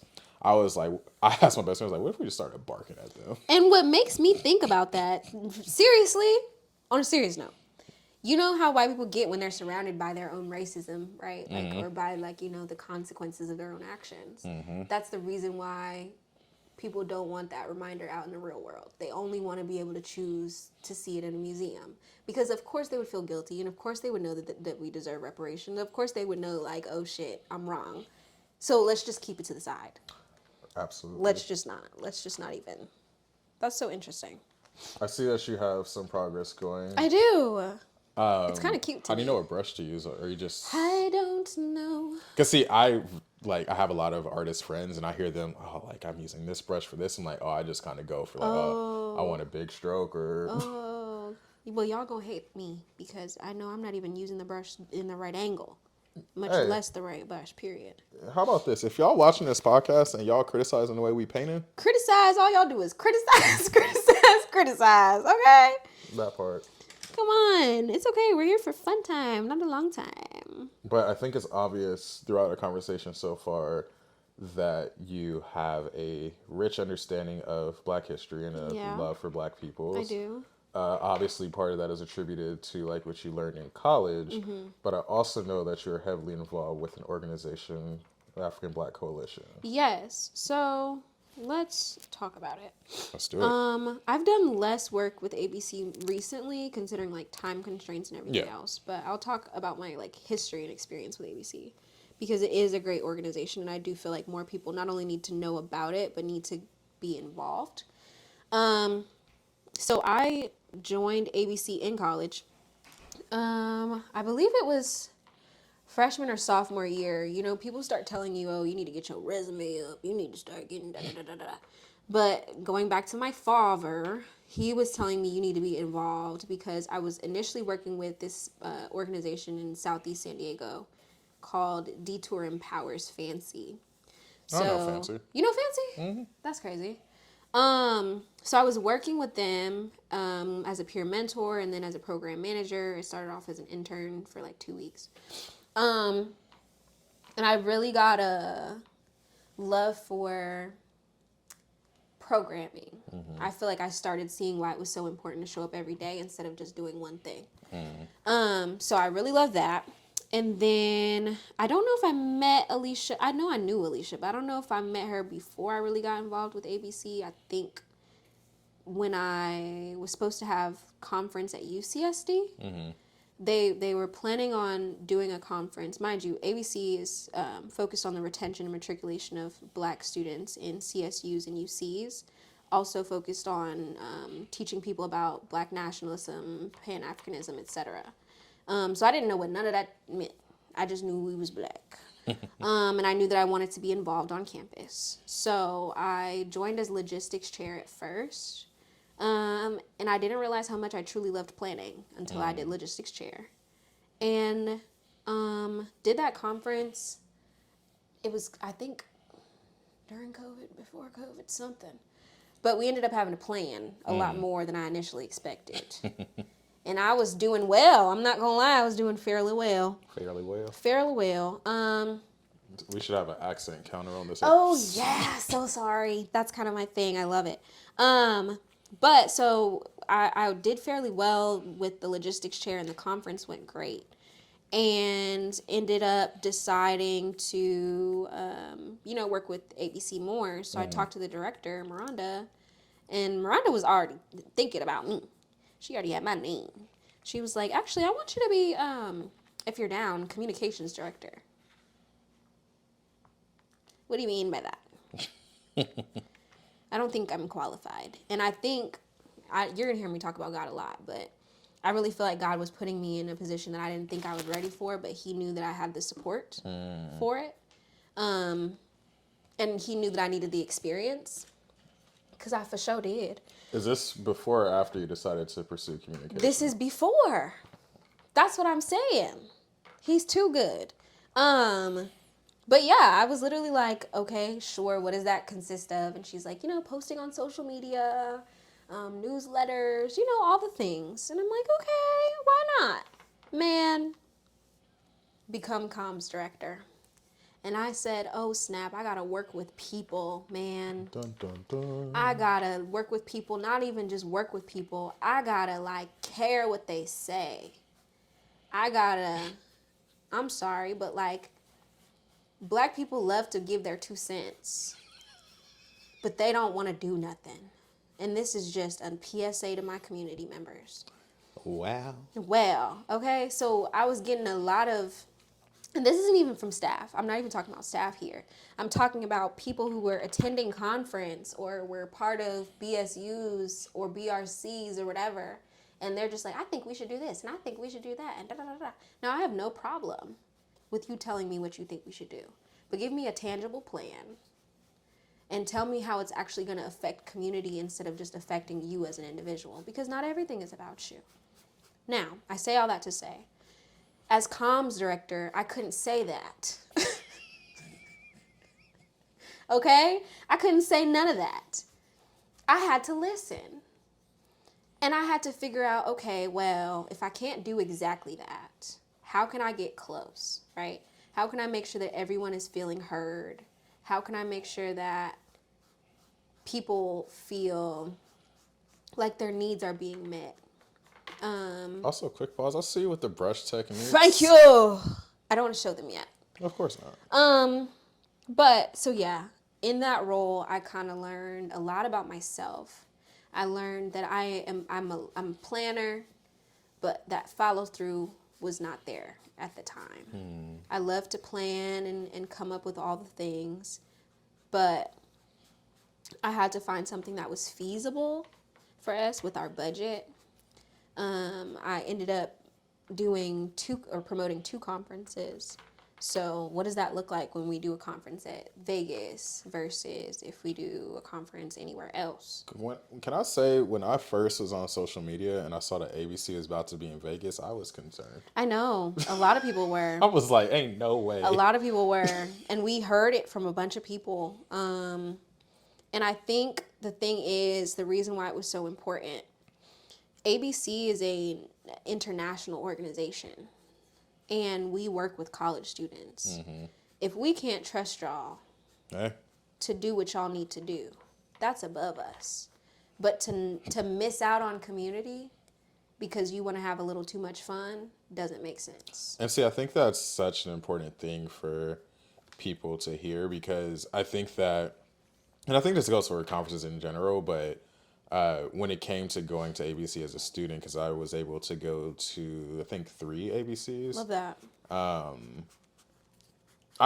None of the conferences was I going to every single session. There were definitely times where I was just more so socializing, because this was an opportunity to engage with other Black students from other UCs that I hadn't seen in a while and get to know people. But what I'll always tell people is we're not just missing the conference and like going messing around. Like, we're actually connecting and talking about what we're learning. Yeah.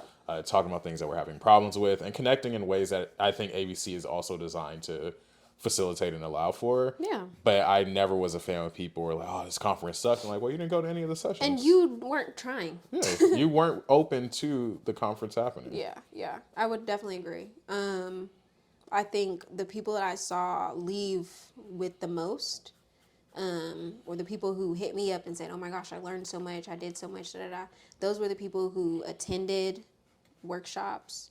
Those were the people who followed people on Instagram. I ain't saying you got to be besties with them. But you never know what could happen. Man, you know how many people I seen go to one conference and then I see them on their social media and they're in some type of org, and then they see, it's not very many Black people just in most California schools. They see that one Black person who's also at this other event. Like, we are there for that connectivity. I actually met one of my closest friends through ABC. Who's that? So her name is Tiana, and we have an episode with her on the podcast. Do I know her? She went to Santa Cruz. Man, I'll just have to look at her Instagram after this. Yeah. But so this was when ABC was at UCI. Oh, dang. Yeah, this was before your time, No, yeah. I'm old. Man, grown man. But so this was, there's usually some type of social at ABC, or at least there used to be. But we wasn't really feeling the social, so we went back up to the room, and we were just like, opportunity to connect and bond and get to know people. Yeah. And Andre had this book of questions, and so we were just sitting in the hallway, like asking each other questions, like getting to know each other. Making it fun, for real. That's dope. These group of students from UC Santa Cruz, they were like, hey, what are y'all up to? Like, can we join y'all? And they just sat down and joined us. And so that's how I met Tiana. And then she was at the Students of Color Conference, SOCC. See what I'm saying? And we connected there, like, hey, yeah, remember you from... I feel like I've seen you before. Yeah. Exactly. And funny thing is, she was close friends with one of my best friends from high school. So it's just like... There's a ton of overlap in the state of California. There's a ton of overlap. There's a ton of overlap. And I think being at UCSD, you will see the same people because there's only so many of us. So going to that conference, even working as staff and kind of just being reminded like, dang, okay, there's more out there, was very, very important to me. And that's why I really enjoyed working as comm director, because it's like my job is to prove to you why it's important in less than like 20 seconds. It's like a challenge. And I love a good challenge. So yeah, and I think I hadn't really gotten that much experience initially with like comms. I had done like programs and stuff like that. I had done some social media. But that was like completely different for me. Not only am I hopping on IG Live and hosting, different discussions with people, I'm also responsible for panel discussions. I'm also responsible for just your regular social media posts. I'm also responsible for having interns and volunteers who are under me and trying to learn as well. Like, just all of it, all encompassing. At such a young age, too. I think I was 17 when I was logistics chair, probably 19 when I did ABC Com, and that was 19 to 22. I'm 22 now, so yeah, 19, 21, 22. Dang, you're young.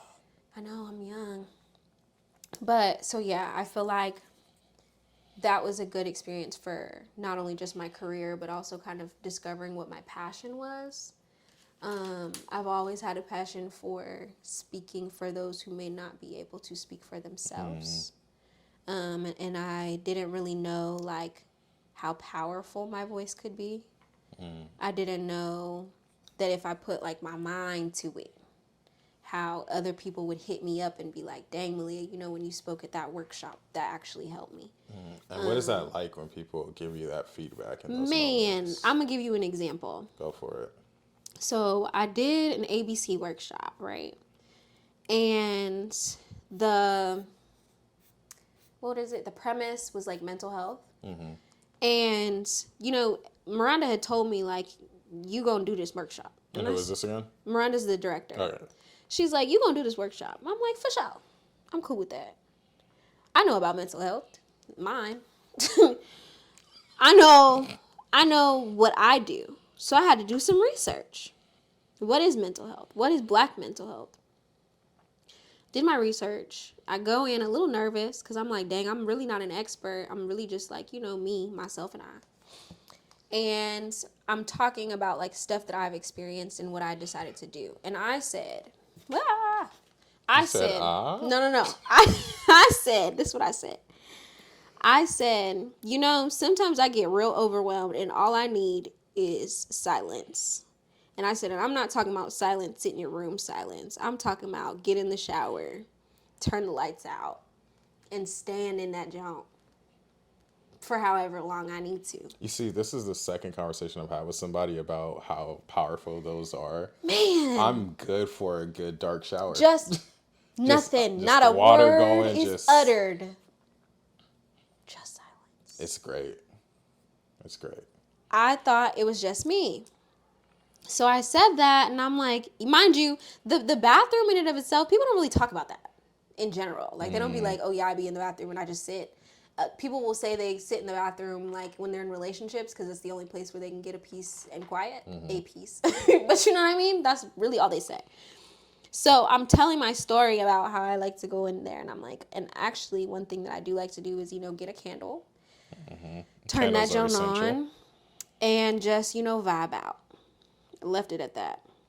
I get a DM later from somebody. I won't say their name in case they don't want to be shouted out, but they hit me up and they were like, hey, you talked at ABC conference and you mentioned this, and I actually tried it, and I'm not gonna lie, that junk hit. I actually really needed that. And I said,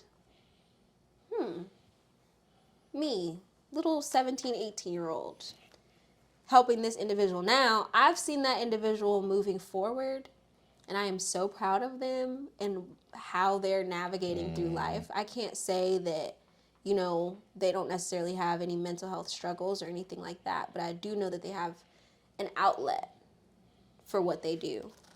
Do you think that person will listen to this episode? Potentially. Will that person know who they are? Potentially. Cool. That's why I'm keeping it very general. Shout out to you. I'm proud of you.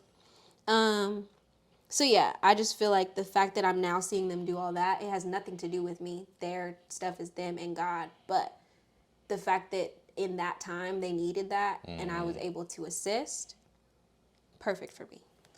That's all I really needed. So yeah, that's why now Malia Simone, not insert the last name just in case, I'm doing communications work. I feel like I've expanded though. Because now I'm seeing that comms is, man, there's so much to it. So there's web design. I do that. I do branding in people's social media. Like I said, I'm also getting into like VR, spatial computing, filmmaking, sound. Anything else right now? This podcast. So yeah. And side note, I know I'm talking a hell of a lot, but It's a podcast. you're right. Y'all came to listen. Yeah. Shit. I mean, I don't even know how long we've been recording. Ooh, This is gonna be a you gonna have 7-hour some episode. time editing. But I freaking whatchamacallit. Hold on. Now, not me forgetting. Oh, I was talking about okay, got it. I was thinking about grad school. Mm-hmm. And I was like, okay, well, don't want to go to the military. Don't want to do that. And I don't have the professional experience. I've had a year in PR for a PR company. I don't have the professional experience on my resume to necessarily get hired for the money that I want. Not to be in the industry, but for the money that I want. So I said, okay, maybe grad school is the most ideal thing. And I remember so many people telling me, like, okay, it may take you time to apply to grad school because, you know, you got to build up your resume. You got to build up, you know, your work. Mm-hmm. I looked through my laptop of all the years I've been doing stuff. That portfolio is fat. Man, I'm having more trouble coming up with how to organize it and make sure, okay, like, is this what I want to show y'all, than not having stuff at all, which I feel is a good problem to have. Also, when was the last time you took a sip of that wine? It's been a minute, but I also drank before you, so you needed to catch up. All that being said, to Miranda, Alicia, to Harka, all the people that I'm potentially forgetting that are a part of ABC, I truly appreciate you all for giving me an opportunity to grow, for trusting me with being able to represent your organization in the best light, for giving me the opportunity to share my voice and the opportunity to impact so many young Black people. That's something that I do not take lightly at all. And I think that means so much coming from someone who is involved with communication and understand like the importance of brand images and who you will trust to speak about your brand, who you trust to represent your brand. Like all of those things are so essential. So Yeah. shout out to you for that growth too. And you talked about the person who you interacted with that you had that impact on and seeing them do well. I think if it's safe to call you a little homie, I think you're a little That's homie, me. right? I'm a little homie. I think I see that a lot with people I consider like little homies, where it's like, even if I don't know everything that you're doing or everything that you're going through, it's like just cool to see you growing into the person that you want to become. Yeah. Because like we talk about being at the BRC and those conversations we have where you just stop by, it just feels like those check-in points of your life and like, oh, this is what Malia's up to. Mm-hmm. And especially when you weren't out here and when I didn't even know you was back out here. Yeah. Hey, whoa, way to become so shady so fast. It was supposed to be a heartfelt conversation. Hey, who said that was shady? I just stated the fact that I didn't know you was back out here. Hypothetically speaking, I may not be the most communicative, although I like communications. Because, and I'll say why though, Kyler. Go for it. When I came out here, it was not under the circumstances that I wanted to. No, absolutely. So when I came, I was like a little bit disheartened, a little bit ashamed, and I was a little bit like, dang, let me just buckle down. And I felt that buckling down meant closing myself off from everybody.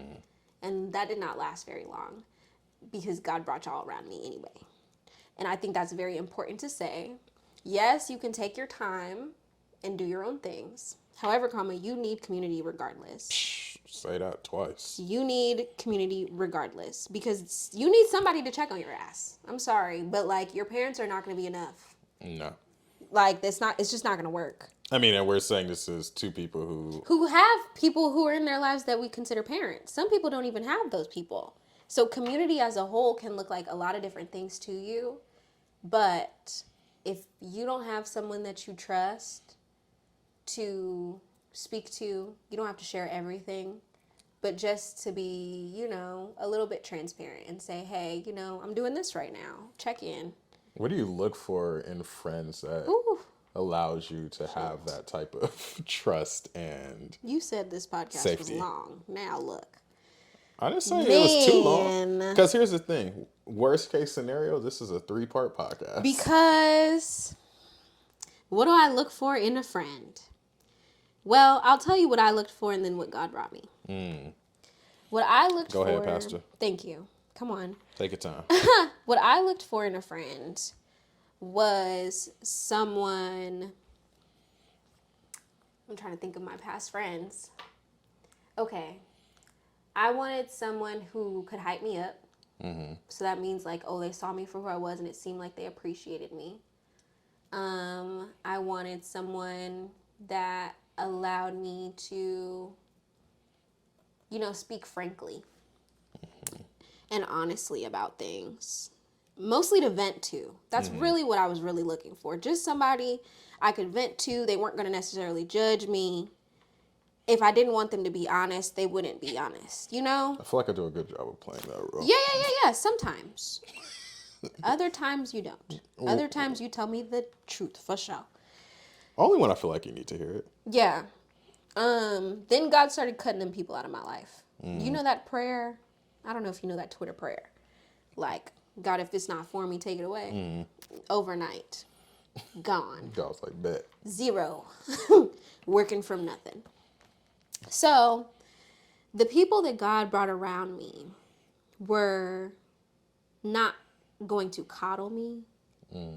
They were going to be extremely honest about my behavior and how it was affecting me in my life because I like to play the victim. The people that God brought me were very goal-oriented. So I'm not saying that the people that I was hanging around before didn't have nothing going for them. But the people that are around me now have an actual plan that they continuously speak about. And it reminds me like, okay, stay on your stuff. The people that God brought me were able to reciprocate in a way that other people did not. Meaning I'm very like open about how much I love my friends and what I do for them, blah, blah, blah. But I was not having people reciprocate. And it was making me feel like there was no such thing as love. I'm not going to lie. Because my relationships romantically were not going well. And I feel like when you don't have friends to lean on and you're constantly complaining about how that man did you wrong, you're kind of in for a time. You're in for a world of hurt. So now the people who are around me, although I do have like romantic love, that's not what we really talk about. Most of the time we're talking about life. We're talking about things that we've experienced. We're having conversations like this. And I truly feel appreciated and loved and cared for and understood. So there's that. But to answer your question specifically, what, as a whole, do I look for in friends? Again, goal-oriented. I feel like you don't necessarily have to be as open and overt about your relationship with, a higher being. But you do need to have a great moral compass. Because that way I know you're not going to do me dirty. And I also know that you're not going to do anyone else dirty around me, which I do care about. I feel like they have to be open to new experiences. You don't have to have all the money in the world, but you do have to have an imagination that will be equivalent to millions of dollars. Because that means, okay, we can go outside and pick anything. This looks fly than a mother trucker. Thank you. What else do I need in a friend? I think, I need a friend who's passionate about anything. Really doesn't matter what. Something that inspires them to wake up every morning. I think I need a friend who's not necessarily balanced, but has balance. So somewhere in their life, they know like, okay, I can't kirk off. I got something to lose. Got something to live for. Most of my friends are funny. They have great comedic tendencies. So you're saying I'm funny? Dark humor. Yeah, Kyler, you're funny. We know this. I'm just making sure for the record. Oh yeah, for the record, Kyler's very funny. Anything else? Ooh, you know what I would love? What? I want more friends that I can do like bartering things with. Like, oh, you do my hair and I do your website. I love that. I really want that. I feel like right now, like I said, a lot of my friends are really talented and stuff, but a lot of them kind of like live far. So I can't do what I want to do. But yeah. I feel that because, like, I do not feel like becoming skilled and doing my own hair. So I would love, like, I have friends that are like, hey, if you come twist my hair, I will cook you whatever. Yeah, what? Yeah, that's a good friend to have. I feel like that's dope. Because, like, I got too much hair. I can't be sitting around. You do have a lot of hair. Twisting my hair and shit. Your hair grows fast, too. Grows fast as hell. Do you know a follow-up question I'm asking? No. Why are we friends? Okay, Kyler. Here's why we're friends. I feel like we're friends because you give me that added balance. I think I can come to you and talk about something, and you will hear me out till the death of me. And you will look me dead in my face and say, no. You're lying to yourself. And I have to eat that because the way that you say it is so... Look, that's why you laugh. Kyler will look like this. He'll even ask questions. And I'll be like, oh, he know me for sure. He agrees. You'll nod. You'll be like, okay. Well, do you want to know what I think? Yeah, I always ask, though. And I appreciate it. I appreciate it. This is what I appreciate about how you tell me. I don't think it's ever malicious. I think it's always based in, I really want what's best for you. And I think that's all you can really like want from a friend is someone who sees you for who you are, accepts it, and also knows like, hey, maybe those things are not really the most beneficial for what you're trying to do in the future. And I think the fact that you see me as I am now and you see my potential, at least even a snippet of it is very, very important to have in a friend. Someone who sees you and says, yeah, she could really be that girl if only she would cut these niggas off, or if only she would be on her shit, or if only she would, you know what I'm saying? Like, let's be honest here. Hey. So I receive and appreciate that. Of course. Sometimes I don't know what type of friend I am for people. Like, I have an idea of what I aspire to be for people, but I do always appreciate hearing people's perspective on that.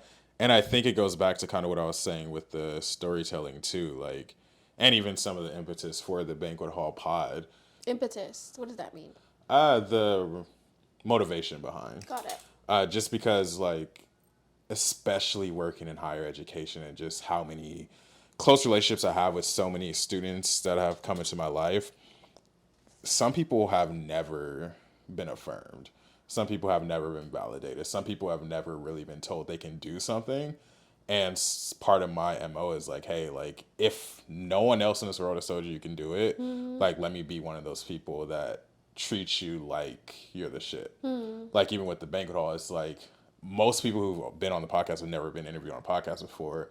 A lot of people don't think they have a story they could tell. That's how I felt. Then we start recording and we're talking for 2 hours. Which is crazy. But it's like when I was creating a podcast, and I've said this on the pod so much, so bear with me, but new listeners, for y'all information. Yeah. I created the podcast because I would go on Twitter and it's always like, oh, Kanye West did this.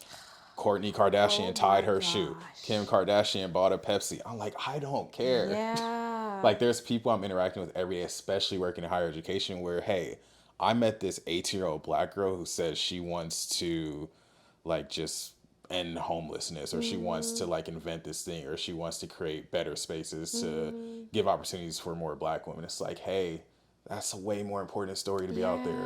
Where's her 1.5 hour long podcast? Like, we know, you can go on Twitter right now and know what Kim Kardashian did 3 minutes ago. I literally was, so at the beginning of this, like, year, I realized that, like, I kind of felt a little bit different. And I'm like, yo, what is up with me? Like, what's going on? Because at first I was feeling great. The end of the year, I was like, we finna bring it in crazy. Then I was like, I said, I'm kind of dwindling out a bit. And it was because of how much I was on social media and what I was consuming. And I don't know if you know what's going on in the world, but the world is crazy right now. Not only is the world crazy, but the way that people see things. Example, we know Wendy Williams has done her share. Okay? Y'all have done your share. However, sometimes people get dealt with, sometimes things happen. Can't say what the reason is for what she's going through, but it's not the nicest. It's not the best experience to deal with that.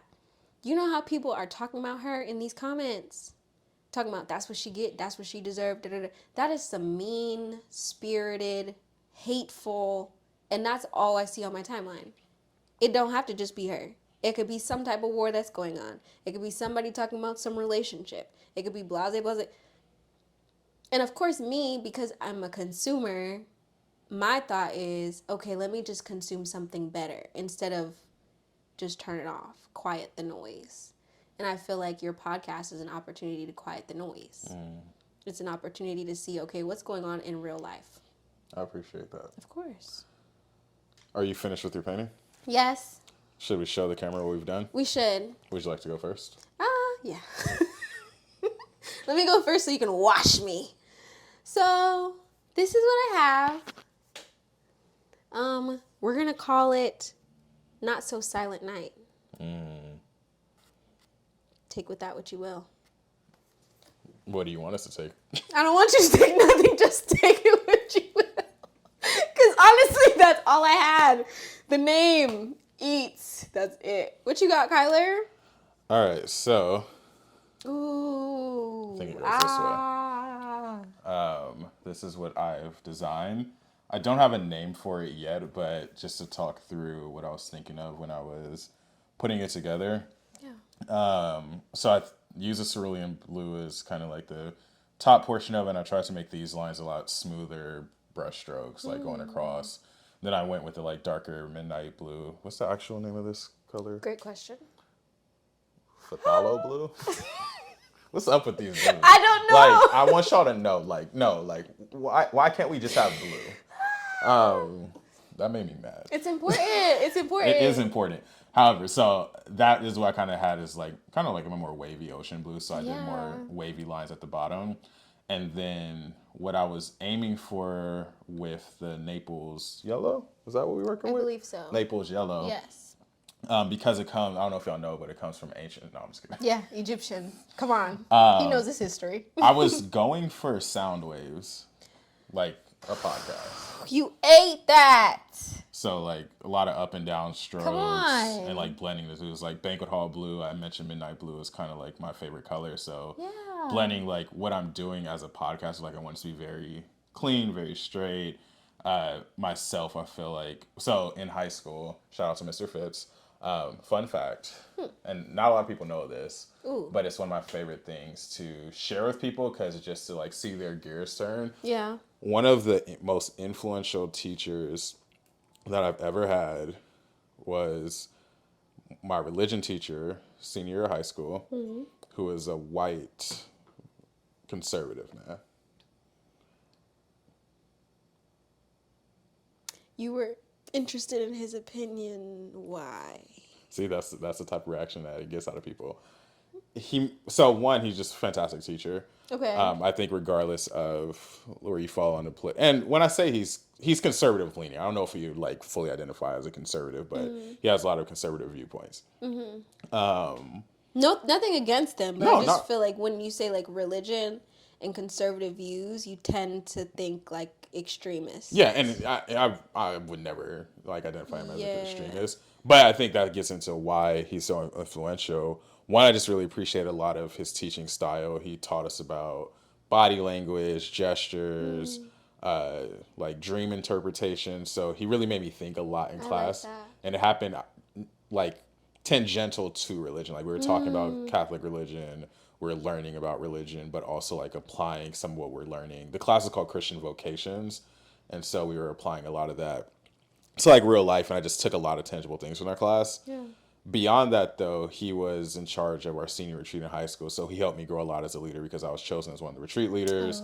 He helped me work through the speech I gave at retreat and helped me really to grow as an individual and see a lot of my leadership. Like I attribute a lot of my skills as a leader to that retreat in high school.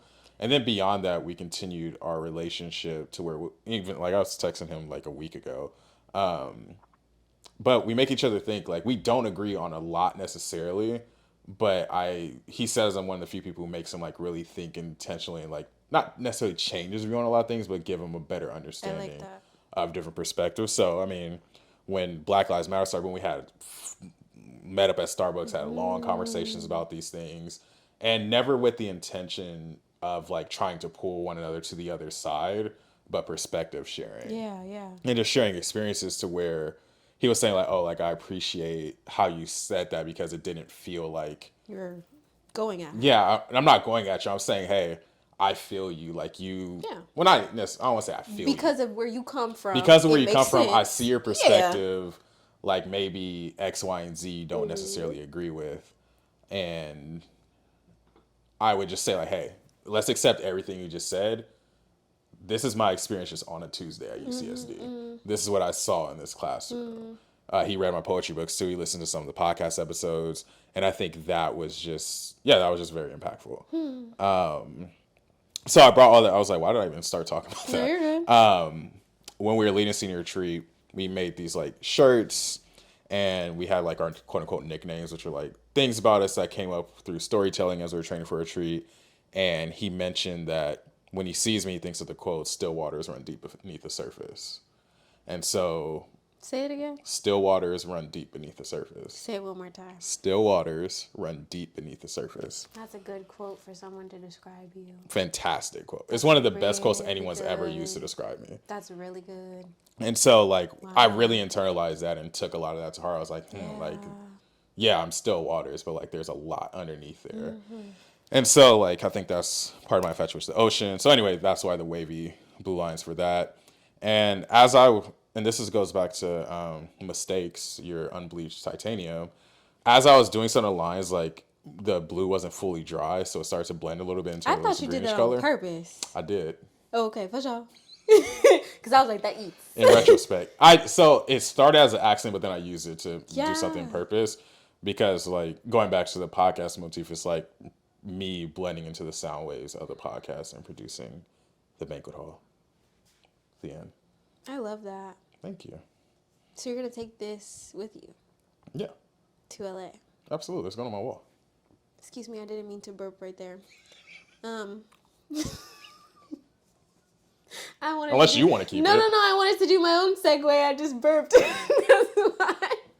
No. Okay, so as you're going to LA, you're having this whole new, experience in your life, although you are from there. What are some things that you're trying to bring with you? And what are some things that you're trying to take away? Things I'm trying to bring with me to LA. So this started when it's just like unpacking in my room currently and like setting up, because I'm staying with my dad for the short term. And so this is the room that like I went to high school in, even like when during the summers at UCC, it's the room I would come back to. And I think just even the process of what I'm taking off the walls in the room, what I'm putting up in the walls in the room, I think it's very reflective of who I've grown to become and being a little bit more intentional with that layout of the room, like even introducing the podcast space into my room. Like it's very symbolic of like I left LA as a 17-year-old coming to San Diego to go to UCSD. Now I'm about to be 28 going back to LA. And it's just like I've grown and seen so much. And I think that going back to what we were talking about earlier with the sights we see, the colors we see, and how that has so much meaning. Yeah.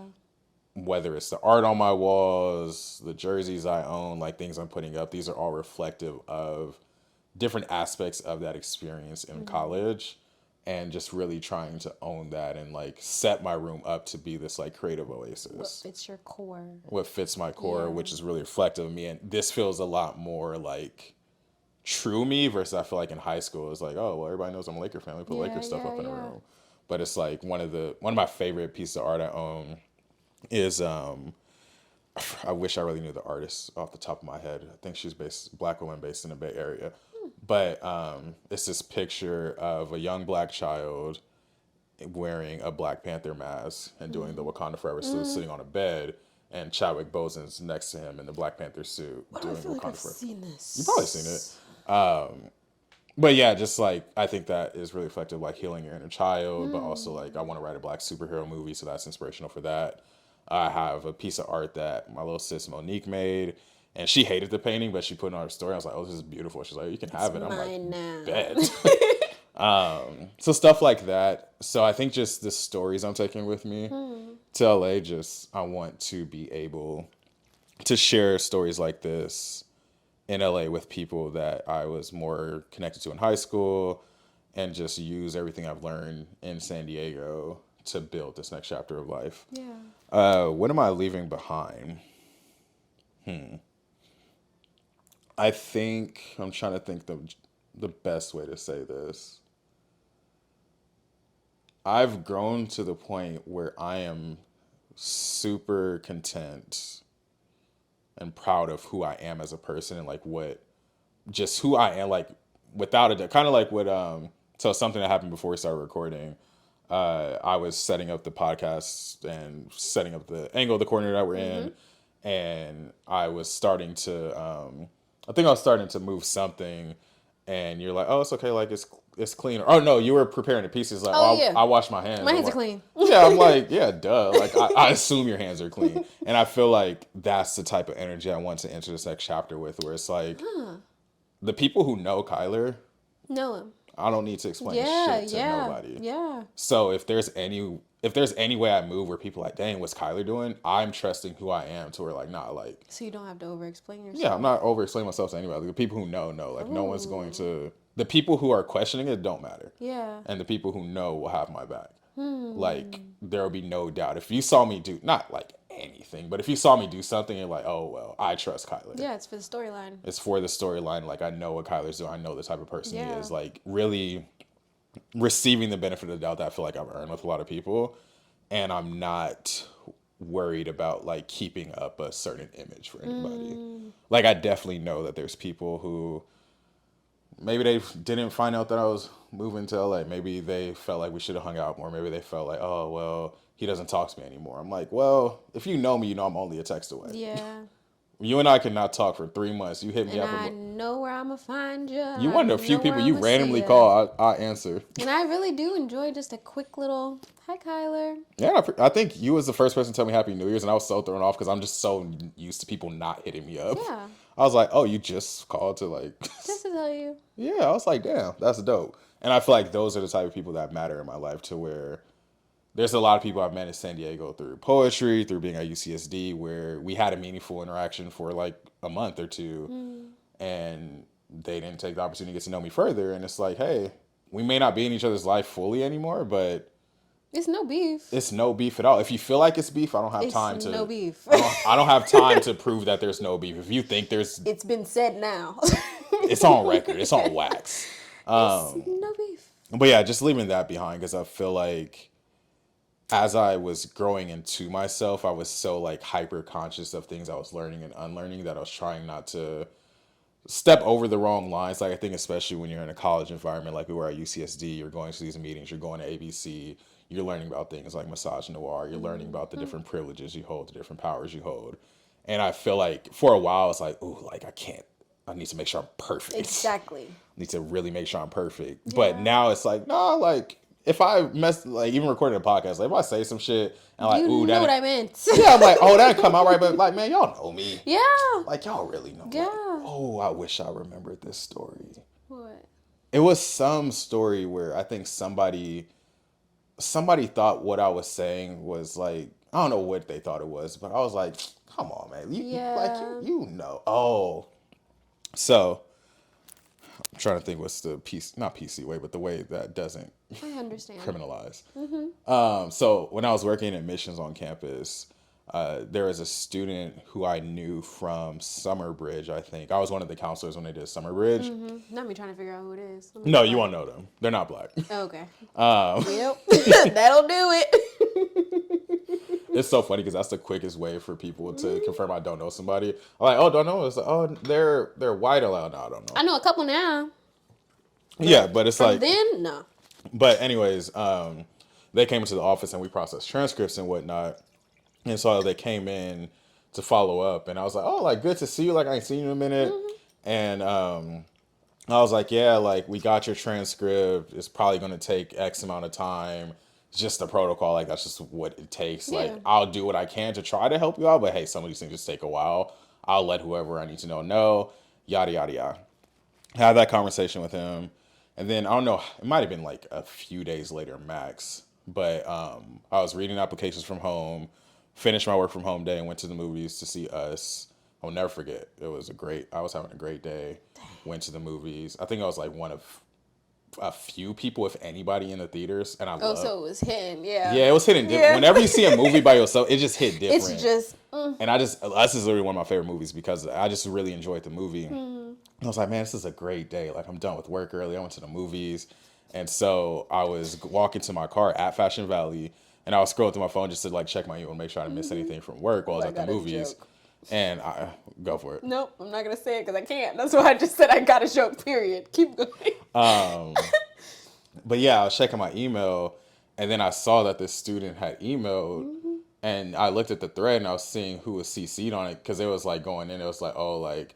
this is unacceptable. I went and they said it's going to take X amount of time and someone needs to like do something about this. I was like, oh, they're upset. Like, yeah. I was like, what's wrong? But at first I was like, oh yeah, they just hit me up. I was like, all right, cool. I will figure this out. They CC'd the chancellor, the AVC of enrollment management, the director of admissions. I'm like, dog. I ain't gonna lie, I have pulled that sometime, but they did me dirty, so. But you wouldn't do it to me. Exactly, because I know you.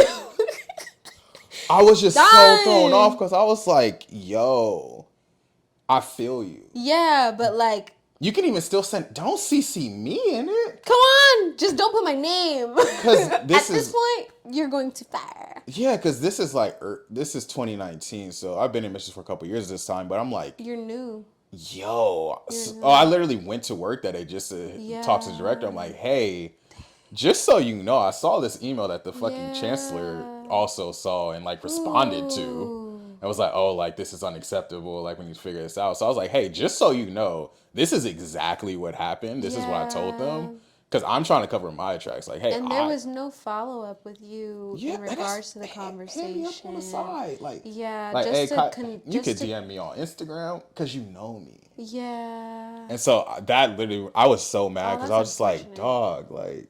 Nothing came out of it. Like, everything was fine. Yeah. But I was just like, dang, like, you CC'd the chancellor? In situations like that, I'm not going to lie, I do take it a little bit more personally because I feel like you're calling into question my character. Yeah. And you're not even giving me the opportunity to show you who I am. Exactly. So it's stuff like that where it's like, yeah, man, if you think that's the type of dude I am, you can have it. Yeah. Yeah. And that's why nothing came of it, because they knew. Yeah, and in retrospect, I probably didn't even need to do all that. But I just, like, I went into business mode real quick. Sense. I was like, nah, let me... You did need to do that. Once You're the chancellor sees... I'm like, nah, I'm keeping my job. Yeah, what? And especially because the person wasn't black, I'm like, nah, y'all gonna find out. Gotta make sure that you're, yeah. But... It's kind of unfortunate, but that's something that you have to do as a black person. Absolutely. Is consider all things. Absolutely. But paintings, we did the sip and paint. Yes. Did we sip more than we painted? The world may never know. But we had great conversation along the way. We did. And so, before we close out, I have to go through some of the last questions usually asked on the podcast. Absolutely. I don't know where to set this so it doesn't make a mess. Well, you used a hell of a lot of paint, Kyler. So I am an artiste. You are an artiste. However, comma. Hold on now. Wait a minute. Let's do this. How about that? This is what we gonna do. We're gonna go just like this. Probably fit. I got you. You good. No, I was making sure you're chair. I don't care about me. I got it. For sure. For sure. Cool. So, let's go through some last questions. Yes. First and foremost, obviously, we just finished painting. Do you typically identify yourself as a creative? Not typically, but I have recently. Why? I feel like I've been in too many creative spaces and done too much not to be. No, I agree. Because aren't you a poet? That's funny that you say that. I did one poem in Las Vegas after having just like a time. I'd had a time in DC I had a time coming back to Vegas, and I knew where I was about to be. And I was just very kind of like unsure and frustrated. So I kind of had to get it all out. And randomly, I went on Eventbrite and was just like, where can I get this energy out? I need to say it. Found some random poetry thing going on in Vegas and went out there. And I had written it literally that day. And I went to the events. And I cried on stage like a goof. I cried on the stage. And I was trying to hold it in. I really was. But yeah, did my poetry. And everyone was like clapping. And people were telling me like later how impactful it was. And later they were telling me to come back. And did I know why, you may ask? Because it's very difficult to be that vulnerable. So I applaud you for doing that on repeat occasions. On top of that, I feel like sometimes you do only need one time to get it out. Because at a certain point you begin to rehash. I didn't really want to re-feel those feelings. I wanted to get them out and call it. Trust me, I have plenty of those poems. Yeah, so I don't think it's my last time on stage. Didn't you sign up to at Black Expression? No, I didn't. Oh, there's a different Malia that signed up. Potentially. Yeah. Not me, though. For some reason, I thought it was your handwriting. I saw it. I was like, Malia was about to perform. Oh, shit. Not that one. But, yeah, I do see myself performing again. I would rather it be, like, something that I write on purpose to perform, though. Not something that's necessarily drawn from an experience. That makes sense. Who's to say? So, yes, to answer your question, I have done poetry. Besides that, like I said, I'd be singing. When I was younger, I played a lot more instruments and stuff, was a lot more into the arts when it came to painting. I think now my artistry comes in writing. It comes in web design. It comes in the spatial computing. It comes in, right now I ain't got the drip on, but used to have the drip on, usually tend to have the drip on. Also doing my hair. You do be dressing. I do, I try. But yeah, and I think you saw me sometimes when it's quarter system, so I was a little dusty, but yeah, I used to do my hair a lot, like every few days I would change my hair up, because that's something I truly enjoy. So artistry in all forms. What about some people who inspire you? Inspire me how, though? You tell me. Ooh. Where you get your inspirations, your influences, and this doesn't have to be an exhaustive list, of course, but like Yes. some people. Give me a number. Tell me how many so I can. 3 to 5. 3 to 5 people that inspire me. Okay. Number 1. I always mention Black Beauty Near You. Jada Doing the damn genuinely thing. inspires me. I don't think she really knows. Well, she knows now. She knows now. It's kind of funny. Because I really don't talk to her that much. I just see her. And I feel like, girl, you don't know. But people be seeing you. And you on your stuff. And it's very inspiring because not only have you been able to craft your business and your brand, but you continue to expand. And someone who does not remain stagnant and continues to do what they need to do for them is someone who is awe-inspiring, gobsmacking, jaws on the floor. And I love that. I really appreciate that. Especially because I've seen her at UCSD, so it's even cooler. It hit different. Yeah, that's dope. So, Jada, fire. Somebody else who inspires me, Fernando inspires me because I thought I was the youngest one in my class. Come to find out, not to put his age out there, but he was young. He's young. And that's no like slight to him at all. As a matter of fact, that's props to him. Because just kind of seeing the person that he is and the way that he holds himself and the maturity that he has, very inspiring to me. Again, not stagnant. And I appreciate that. Who else inspires me? I think my mother inspires me. I think growing up, I had one version of her. And I love the fact that I've gotten multiple versions since. Especially because she's older. So, like, when you think of like that generation or that age group, whatever, not saying you old mama, but you know what I mean? Like, some people are old and crotchety and just hate the youths, you know? But she's not like that. And I know that it took her time. It took her prayer. What they say, prayer and supplication. It took time. So I really appreciate that. And I love the way that she treats her friends. I think that inspires me in being a little bit more open with my people. And she always takes time for them.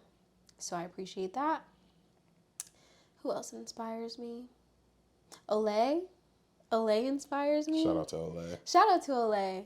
I really genuinely love him. Olay and I used to laugh because, you know, him and his car situations, me and my car situations are very similar. So I was like, yeah, we'll talk about that after. But when we were talking about, like, you know, where we been, what we done, and I was thinking, like, dang, your major's hella hard, bro. Not only did he get out of UCSD, he thrived. Went into his master's program, is continuing to thrive. And I don't know this if you know the school that he been to. I know that you called him when stuff was going on. I called him too. And hearing what he was going through and knowing what that experience is like, and him to put his head down and do the damn thing. Amazing to me. You know, I was the first person he talked to at UCSD. Really? Yeah, so I was working at the BRC over summer, and we got this call and just doing my job. Like, he was like, yeah, like, I'm from Chicago, considering going to UCSD. Like, what can you tell me about the campus? Why should I choose it? What's the community like? And I was doing my excellent job, spinning game. But had an honest conversation with him about, like, being black on campus and not sugarcoating it, but contextualizing it. And he decided to go to UCSD. I was literally the first person he talked to. Wow. So you brought him. I'm playing. No, we needed Olay. We needed Olay on campus. Absolutely. And on top of that, Olay made a lot, I don't know if he knows, but he made a difference in the lives of a lot of people. And I even know people on campus now who still talk about Olay. As they should. That's what I'm saying. You made your mark. Don't even worry about it. So yeah, I feel like Olay inspires me in that way. Anyone else that I can think of off the top of my head? No, it's not an exhaustive list. Obviously, No, I there's know. plenty of people that inspire you. I was trying to think if there was anybody else that really got me. I think that's good for now. Obviously, I'm not inspirational at all. You are I'm just messing inspirational. with you. Just not for the list, because you said it's not exhaustive. I feel that. We be here all day. I respect it.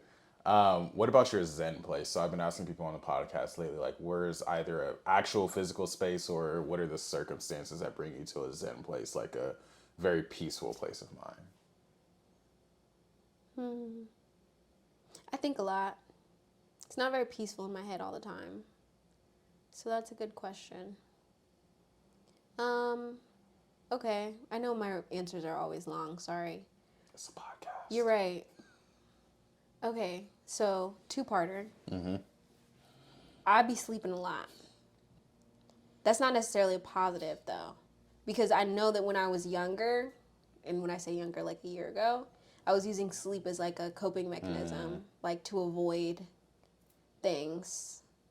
So yeah, I feel like I love my space, obviously, but I've kind of seen like, okay, yeah, I maybe need to step out of it.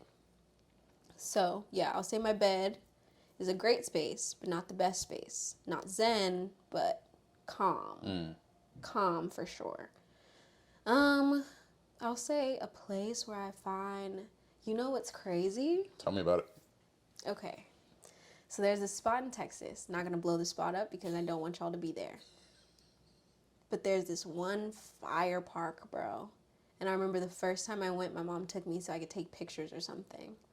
And I, like, when we pulled up in the car, I was like, oh, snap. This is it. I'm seeing the squirrels do their little chitter, chitter, bang, bang. I'm seeing the leaves go. I'm like, oh, dog, this is it. Every time I go there, I'm telling you, a sense of calm and peace comes over me that I don't even know how to explain. Actually took our family pictures there recently, a year ago, whatever. But yeah, I feel like that's my spot. But considering it's in Texas, I don't know. I gotta find a spot that's like here. Yeah. I mean, it doesn't have to be here. It's just No, but I want, like, you know, I feel like you need something everywhere that you are. And considering I move so much, I need a spot. So that's on the list to find then. All right, Good TBD. question. TBD. What else do we have? Where can people find you and how can they support you? You can find me at a few places. On Instagram, Malia Simone _. On Twitter, don't follow me. That's just MySpace. If you follow me on Twitter, keep it there. I have a website, maliahenry.com. You can follow me there. Check me out. You can also email me so that you can have my web design services and my branding. Sorry, this is new to me. So. No, you gotta get comfortable plugging yourself. I know. How are people gonna get their website branded and done? You're right. But yes, so you can hit me up on there for any web design needs. I also do branding as a whole. If you need any events planned, I do it all. Very creative mind, so there's no problems there. And you can find me at your local plant shop. Definitely be there as well. Hustling for them plants. Yep, I'm gonna find mine. You gotta find yours. We're almost at the end of the podcast. Just a couple more questions. Yes. Gotta have you reflect a little bit. Let's start with. Actually, we'll go in reverse order. Okay. Let's do recommendation corner. So, what's a either book, song, movie, podcast, something you want to recommend that will either give people insight as to who you are, or it's just something that you're like, hey, this is dope as hell, and more people need to check this out. Seems like you have a very specific example you're looking for. Yes, I do. Hold on. No, take your time. I think that it's just always cool to wrap up podcasts with like having people have like some type of action to them. And I think that when people listen to people on the pod, they're getting an insight as to who they are. And I think that we're the sum of all our different influences in our environment. So being able to see like what are some things that are like, hey, this is something that gets me through a tough time. These are things that inspire me. I think it's always dope to have that. You know what you're gonna say? Yeah. Cool. But I agree. I've been listening to a lot of music lately, and I'll amalgam of different things. So we're gonna shout out a few artists. So 2006 J Dilla Donuts album, amazing. We also have, mind you, these are all different vibes, so you really have to look at all of them to really see. So Dear and Lil Xelly, Xelly. Certified Posse with XRRTIFIED. Very good. And then last one, if you don't know who Junie is, gotta get on that. Please do. I don't know. I feel like music has been matching my eras as well. So I was in a very much young boy phase a year ago. So very angry and kind of like, nah. So do you have a Malia Eras tour coming up? Ooh, you know what's funny? I would love, when I get time, to really get into my like DJ music bag. I think when people are in my car, that's when they notice how wide my range of music is. You got the turntables. I could really kill them, okay? And I could already kill them with the Apple Music, you know. I'm not even gonna tell y'all how to do it because it's just too cool. But yeah, there's some things that I just feel like my playlist hits better than other people's. Hey. So yeah, those people, those artists. I'm trying to think. Black Expression, go, be there. I feel like even if you don't have anything to say, you can listen, and that's sometimes the most important thing. Just listening. Absolutely. And that's a good segue to the final question of the podcast. Takeaways from the pod. Both takeaways you're taking away from this episode. I'll share my takeaways. And what do you hope the listeners are taking away with them? Takeaways from the pod. I think I need to do some more painting. Because in comparison, you ate me up. I like what you did. I like what you did. Of course you did. Kyler? No. But really, I think I do tend to like overthink of like what I want it to look like. How am I going to do it? But seeing your artistry, one, and also enjoying our conversation. I liked the pairing of the two, or the three with the wine included. So I really enjoyed that. And I don't know. I feel like it made me feel closer to you as a friend. Is this where the tears start? Yeah. Seriously though, Kyler, I really do appreciate you. I appreciate you. I mean, we've been sitting here talking for over 2 straight hours, It's and been some time. we've never just had an opportunity to sit down really and just chat. chopped it up like that. Yeah. Usually it's like, oh dang, now I gotta go do this. I gotta send this email. So let's try this again later. And here we are. Yeah, try it again later. Yeah, and we did that thing. Delayed but not denied. Delayed but not denied. Yeah. What about our listeners? What do you hope the listeners are taking away? I hope you take that away. I feel like you may not know everything that me and Kyler have been through, but you can see where we are now. Mm-hmm. You can see that there's still some light in us. And that wasn't snuffed out by our experiences or the people that we've been around or the stuff that we've been through. So, yeah. If you feel like you're putting your head down and you're just trudging through, that's okay. Sometimes that's how it is. But you need some people around you to trudge with you. Or you need some people who are there on the other side who can continue to cheer you on. Hey, that's a word. That's the clip right there.